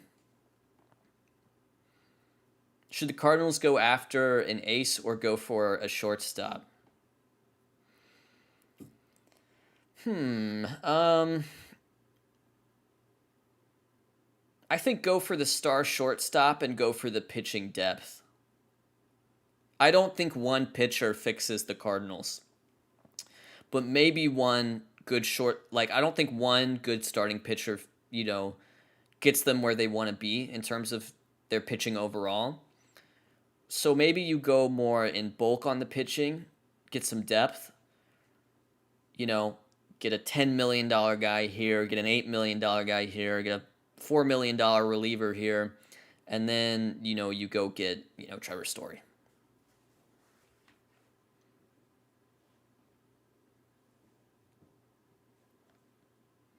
Cardinals have good pitching depth. They need an ace. I kind of disagree, Jeremy.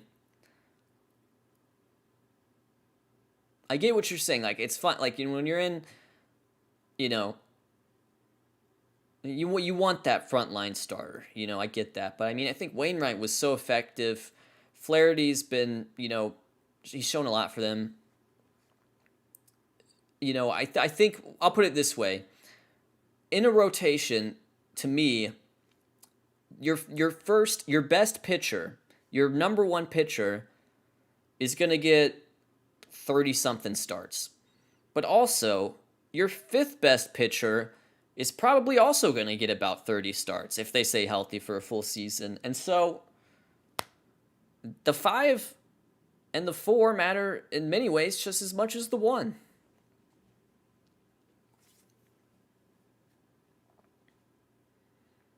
And when you get to the playoffs, the 3 matters almost as much as the 1, The 1 might get an extra start in a longer series, but the 3 matters. The 3 is going to pitch.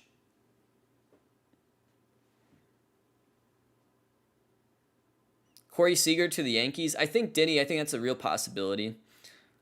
I will say for the Yankees, good job by Doval. Smith was kind of busting it there. I will say with the Yankees, if Seager goes to the Yankees, he is Xander Bogaerts. That's what he is. He is there. He's like the anti-Bogaerts, but also how like the anti is kind of a lot like who it's based off of. That's who he is. He's like the dark Bogaerts or something like that. You know what I mean? It's that. Odds Seager stays in LA. I'm gonna say I think I said 25% chance he stays in LA. Yeah, it's like mirrored. That's a good way of thinking about it. I know I'm the cutest. Ooh, wow. Justin Turner just took 100 to the shoulder blade.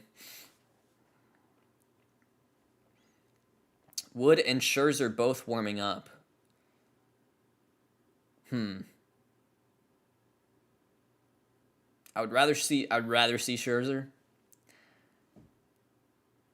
And it's not a criticism of Wood. I think Wood can do this. You know what I mean? I know it's not like either or, but I'd rather like Doval gets through this inning and then, and then Scherzer pitches the bottom. I hope Wood would be like an extra innings type pitcher, not like necessarily a ninth inning pitcher.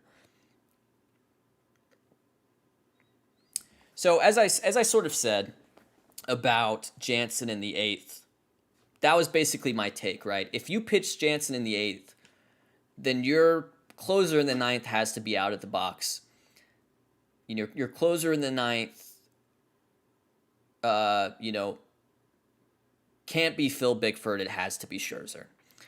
So I really hope it's Scherzer in the 9th. And I'm going to come out and say it right now. I would rather Scherzer in the 9th than Jansen trying to get 6 outs. I think that's my opinion. But this is one game, and in one game like this, you can make the wrong decision and have it work out, and you can also make the right decision and just have it not work out. You can. If Scherzer comes in this game to close and he allows a few BABIP type singles and loses, I'm not sure if you could question the process that much, but people will, you know. So it's about, if I'm trying not to be like outcome dependent, I would say fire up Scherzer in the ninth. As, yeah, yeah, just leave it at that. But we'll see. Maybe it's Kenley for 4 outs and then Scherzer for 2. I don't know. Foolish, who do you want to win this game? I'm rooting for the Giants. For no, well, okay, a couple of reasons to root for the Giants. One, the Dodgers won last year. Probably that's by far the biggest reason. Two, I don't think it does, Zach 23. I was thinking about that, but I don't think it does change. I think you manage it exactly as you would if it was a tie game versus a lead. But a small reason for me, you know, I'm a Braves fan. You know, the Braves will face whoever wins this game, and obviously the Braves' chances not looking great in a 7-game series against either of these teams. However, I do feel like because Webb is so good, and again he showed it tonight, 7 innings of 1-run ball. That ball gets through, so is that first to third? Nope, Turner stops at second. So runners on first to second here. Oh boy, as Frecky says. But anyways, I was saying, you know, if you're the Braves and you don't have to see Logan Webb until Game 3, that's your chance, basically. Your window is to basically go into that just to try to win those first 2 games. That's sort of the blueprint. And so for that reason, as a Braves fan, I would prefer to see the Giants win, because I think the Giants without Webb are beatable, and if the Braves could get ahead 2-0 in a series before they faced them, that would be their path to victory. I know I say that like it's nothing, but that's what would have to happen, you know, I think.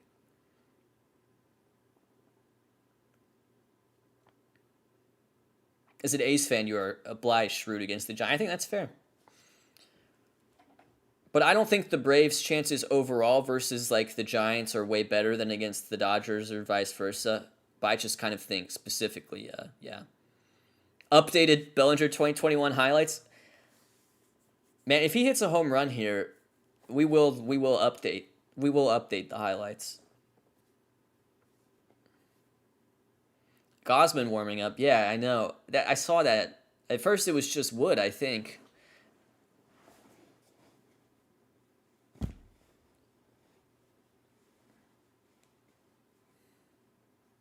The whole season has been building up to a Bellinger dong. I mean, Bellinger had a really good like wild card game. I think he got on base like 3 times. So I was kind of like, when I was streaming during that, I was kind of making fun of that. I was like, see, there you go. Do you like Doval pitching here? I do, Ethan. I do.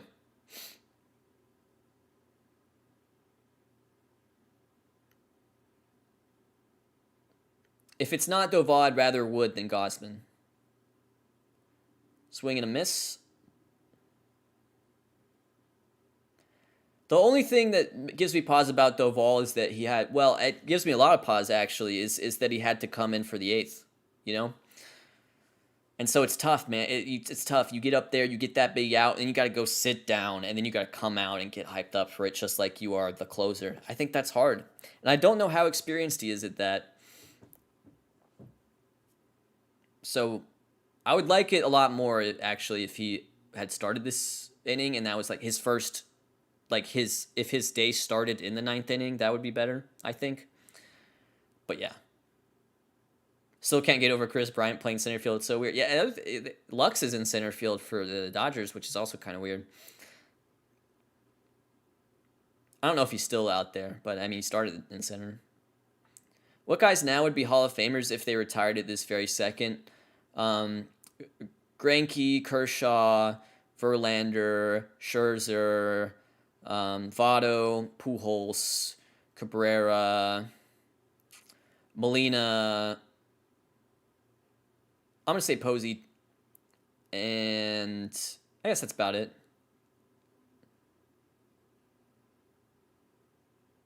Oh, there's a single for Cody. He did it. Cody did it. Justin Turner coming home. This is 10% luck, 20% skill, 15% concentrated power of will, 5% pleasure, 50% pain, and 100% reason to remember the name. It's like,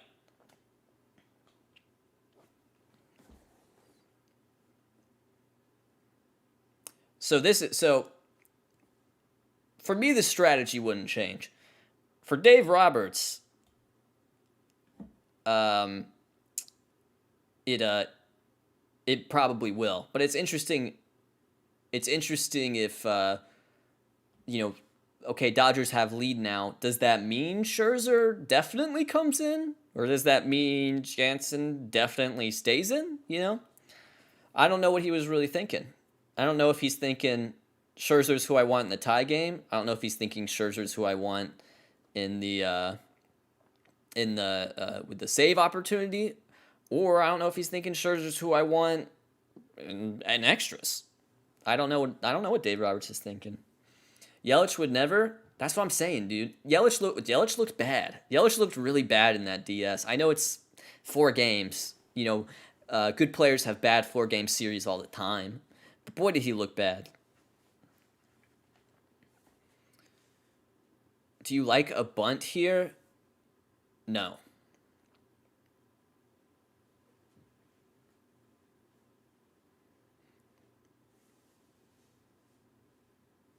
No. It's an interesting question, but no. Yelich looked like he was swinging a 20-pound bag. Yelich looked bad all year, but that's the thing, dude. Yelich was a league average hitter. Cody Bellinger had like a 45 OPS plus this year. 45. It was a mega Mathis. It wasn't even a Mathis. And yet, despite the fact that Yelich was way better statistically, we get to the playoffs, and my faith in Cody Bellinger is much higher than Yelich.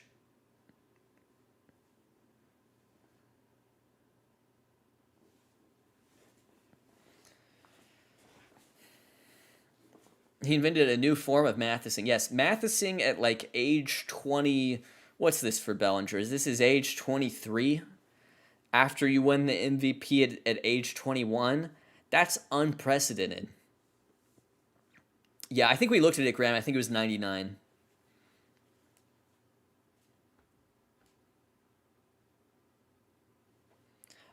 God, I just love Max Scherzer so much. That's the thing. But the thing is, okay, I said I was rooting for the Giants and I gave you my reasons. If Max Scherzer is the closer, I'm rooting for the Dodgers. I'll put it that's it. You know why? It's cuz I love Max Scherzer. I just love him too much. I can't possibly there's no way I can watch Mad Max try to close out an NLCS and not be rooting for him. I just love him too I love him far too much. I'm sorry, Giants fans. It's because he's not even a Dodger in my mind, you know. He's just kind of hanging out, you know. if it was if it was someone else, you know, but it's Scherzer, you know. To me, he doesn't really even have a team affiliation. He is just simply Max Scherzer. Now the funny thing is, of course, maybe the Dodgers will extend him this offseason, but until that happens, he is just Scherzer. What hat is Scherzer wearing? He's wearing the Washington Nationals, I believe. No offense to the Detroit. Won his first Cy Young in Detroit. Really put himself onto the path in Detroit. But I think he's Nationals.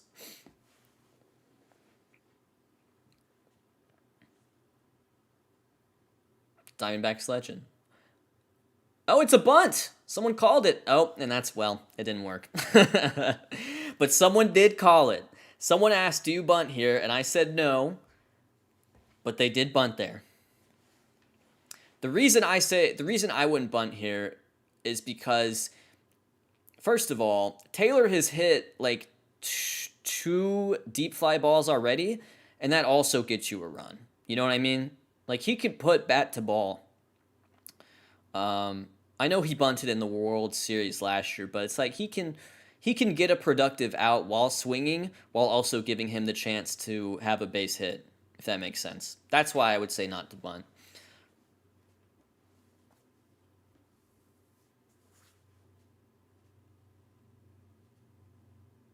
Why not start Pollock today over Taylor? Maybe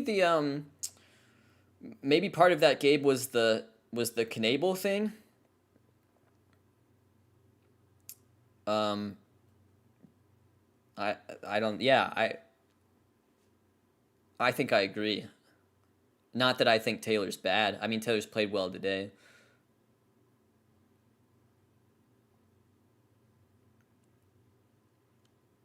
Chris, yes, that's true. Well, he's Pickle Panda. The reason he popped out that bunt is because he's not a pitcher.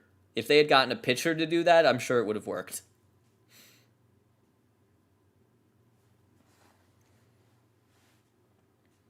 So Kevin Gosman just trying to keep it a one-run game, And Scherzer, he's going to challenge you.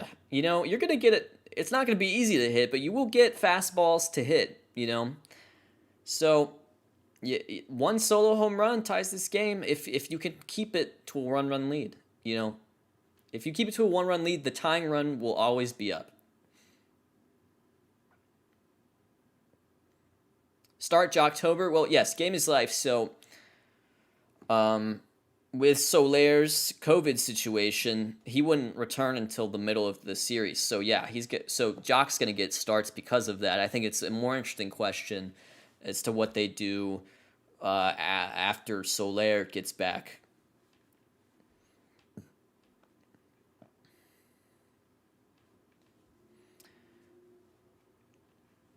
The thing is, he would totally, he wouldn't do that now with the team he has, but he would have done that 3 years ago, 4 years ago. I mean, he did. He's put him in those spots. Kershaw pinch hit the bunt, yeah.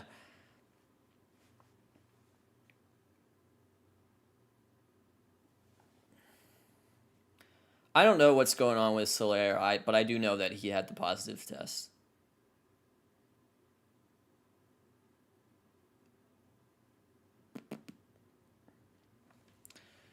Let's just keep in mind that Cody Bellinger, what can I say? Just it's like an underdog story. This terrible hitter, this guy who hit 160 at a 240 on base percentage all year, he comes up clutch and he gets the big hit for the Dodgers. It's an inspiration. This absolute nobody player, one of the worst hitters of the league all season, named Cody Bellinger. It's an inspiration. Just try to forget about the fact where he won MVP 2 years ago. Just a role player, Just, first guy in, last guy out.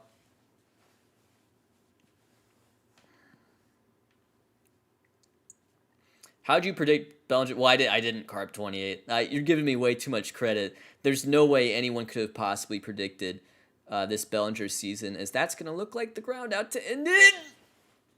Out. You might want to take a little peek at that. I think it was out, but, it was close.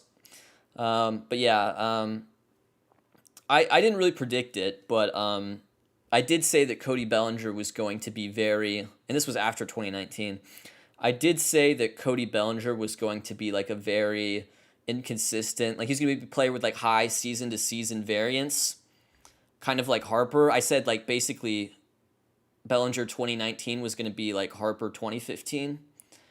And I guess I was totally right about that. But no, there's no way I could have predicted that he would actually be terrible. I thought maybe he would just have some, 120 OPS plus seasons instead of 170 or whatever it was when he won MVP. I didn't think it was going to be like this. All right. So it is Scherzer. That is confirmed. He's taking the mound. What was your reasoning for the variance? I just felt like the approach, because the swing had holes, Avery. I think that's probably the biggest thing.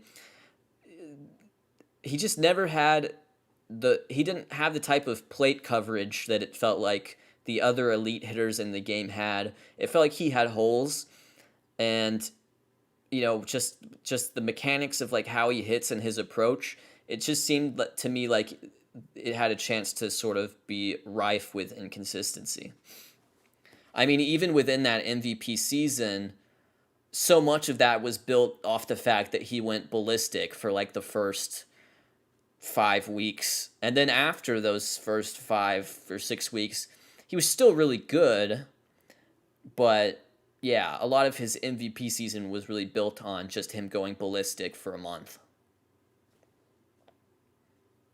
Anyways, sorry, Giants fans, my affiliations have changed because Scherzer's in the game. So now I'm a Dodgers fan. I don't care about what it means for my beloved Braves because they're going to be massive underdogs anyway, against whoever wins this game. And so I'm simply going to root for Max Scherzer because I love him.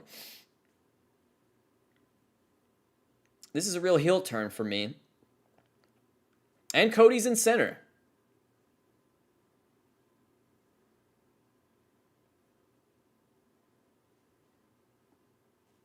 Immaculate innings. Billy McKinney, first base. Where were you when Billy McKinney played first base? And Crawford to lead off.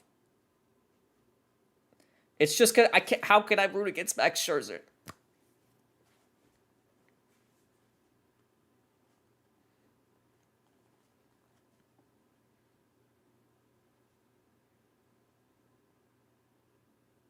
Ooh, well, that's one I'm not sure if I like that. I'm not sure if I like that call. If they're gonna give him that, this is gonna be over pretty quickly.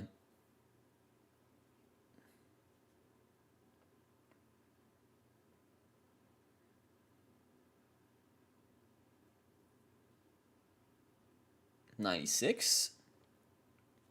Yeah, I'm curious about his velo. Well, first of all, I'm gonna see what's Scherzer averaging on his fastball this year. Let's answer that question. They have him at 94. Can we get a decimal point? I gotta scroll down for a decimal point. 94.3. And that ball hangs up in the air enough for Chris Taylor to make the play. One away.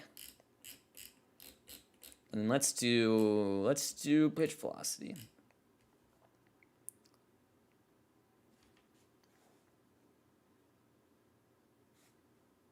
This is a little bit more behind. Anyways, 95.7 on the 4-seam. Thoughts on the Jays' future potential? It's there. I mean, that division's tough, but it's there. I really thought if the Jays made the playoffs, they could go on a World Series run. Wow. Very weird error from Turner. That appeared to be happening on the transfer. Like, I think he had it in his glove, and then when he picked up his glove, it just kind of fell out.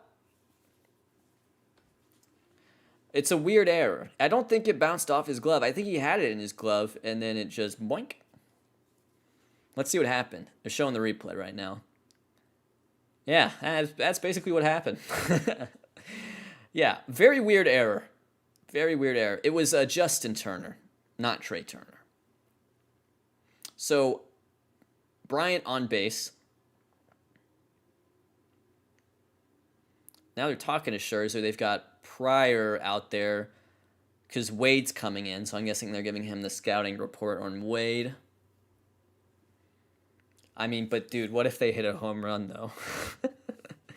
Oh my gosh, who am I rooting for? Because what if they hit a home run? What if Monty Wade Jr. hit a home run, dude? He's gonna give him a pitch to hit, dude. He's Max Scherzer. He's gonna throw a fastball in the zone. I don't even know what I'm rooting for, dude. I don't even know anymore. But I do love Max Scherzer. I don't know what to believe. I don't know what to feel. Ball one. Good take. I hope they both have fun. Yeah. That's good. I just hope they both had a good time.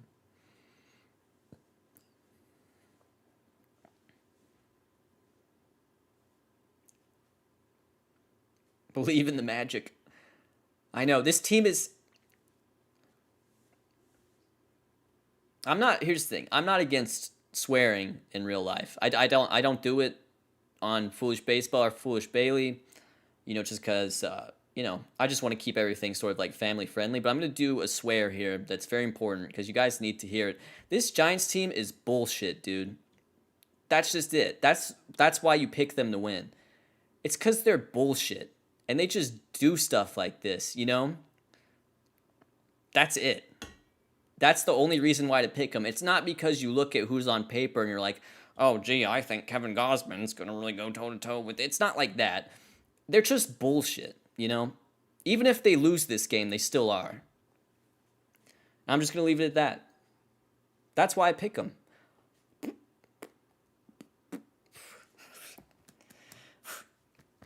That was like when remember Carlos Santana had that foul ball that at first off the bat when Chapman had the hanging slider, you were like, this is it didn't happen. That was actually much closer to being a home run than the Santana one from 2016, but yeah. Oh, was it Kipnis that did it? Maybe I'm wrong. Oh yeah, it was Kipnis, you're right. Santana also hit in that inning. Yeah, it was Kipnis. You guys are right. I'm sorry. Yeah, Santana got a hanging slider, but then didn't do anything with it.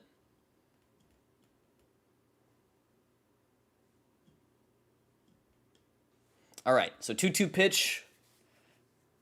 Lamonte Wade Jr. He's locked in.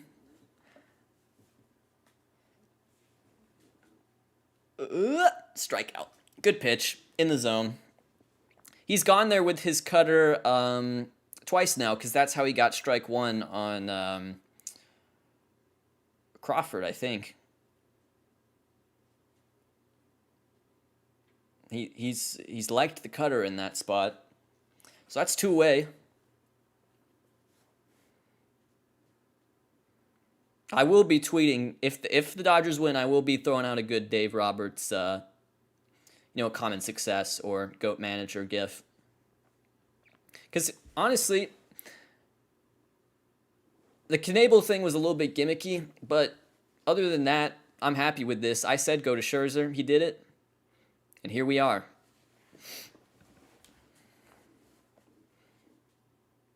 That said, I will say for like everything that Roberts has done, it's kind of like rolling your eyes. It's like, yeah, we knew you were going to do that.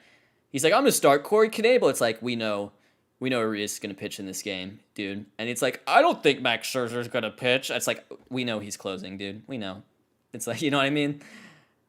The misdirection hasn't really worked, but the strategy itself, I mean, they're one strike away, so you can't really criticize it.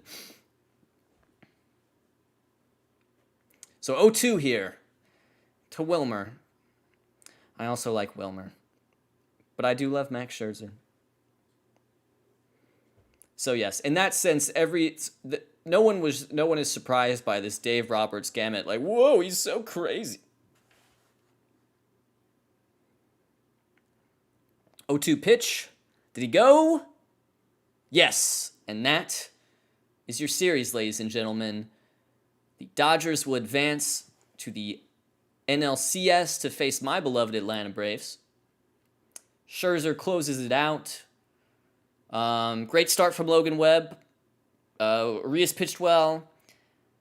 Jets in the 8th. Doval, I think where they maybe went wrong with Doval was him having to get that last out in the 8th before he came into the 9th. For a young guy who's maybe not experienced in that, that was a risky play. That if there's anything I could point at, it was probably that. But great series. Congrats to the Dodgers. I will say, I wish it could have gone 7. I think we all kind of feel that way, right? Like the playoff bracket didn't work out that way. But look, it's like this deserved to be a 7-game series. These were the 2 best teams during the year. But yeah, there you go. Dodgers advance. They'll face the Braves. It'll be a rematch of the NLCS from last year.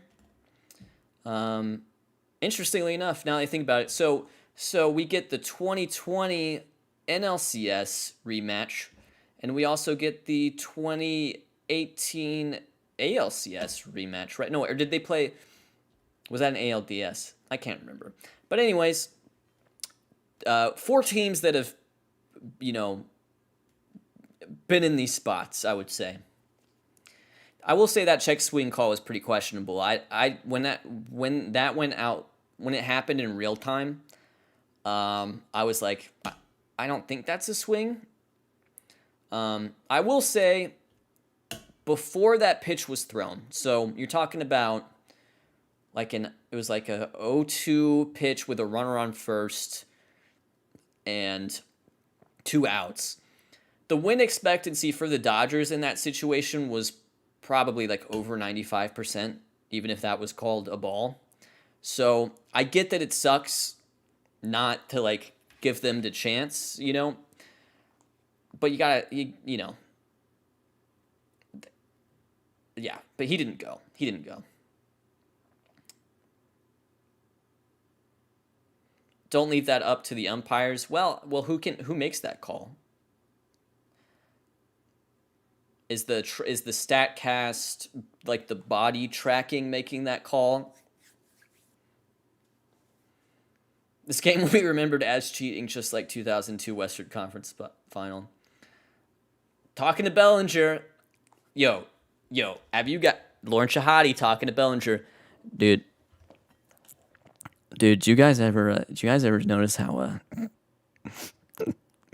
did you guys ever see how you ever look at Cody, dude, you ever see Cody Bellinger? You ever think that dude's high on weed, dude? Do you ever see Cody Bellinger? You ever see Cody Bellinger and he's like, do you ever notice that, dude? Dude, you ever look at Cody Bellinger and he's out there and he's playing baseball, but he's high on weed? Is this dude on weed, dude? It's like, dude, you hit like the game-winning single. It's like, are you just 420 blazing it, dude? Or dude, Cody Bellinger, weed, Cody Bell, weed, Cody, he's high, weed, Cody Bell, high. 100,000 retweets, viral. Social media professional, greatest tweet of all time. Did you ever see? Here's a screenshot of Cody Bellinger. Is he high? Does he look high in this one?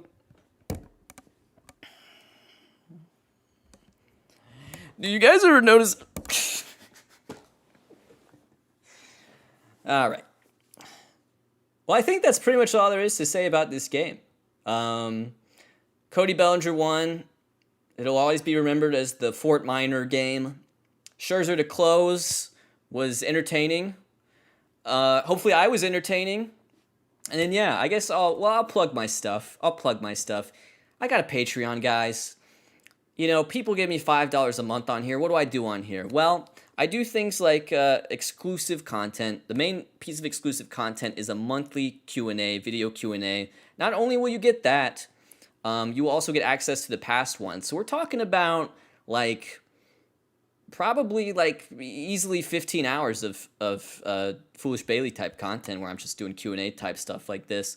So you would get that. I'm also going to be doing and I mean it for real this time. Last time I was lying, but I mean it for real. I'm going to be streaming Game 1 ALCS for the patrons tomorrow. So if you're a patron, come join me.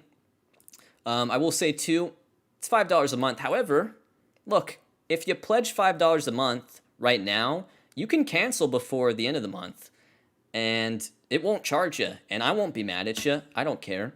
So, and then you also get this. This is actually like the last episode of Baseball Bits. I made this between the Braves one, Missed Call, and the Verlander one. Also, I have merch. There's a Baseball Bits shirt, if you haven't seen it. There's also Dad Hat, which I like.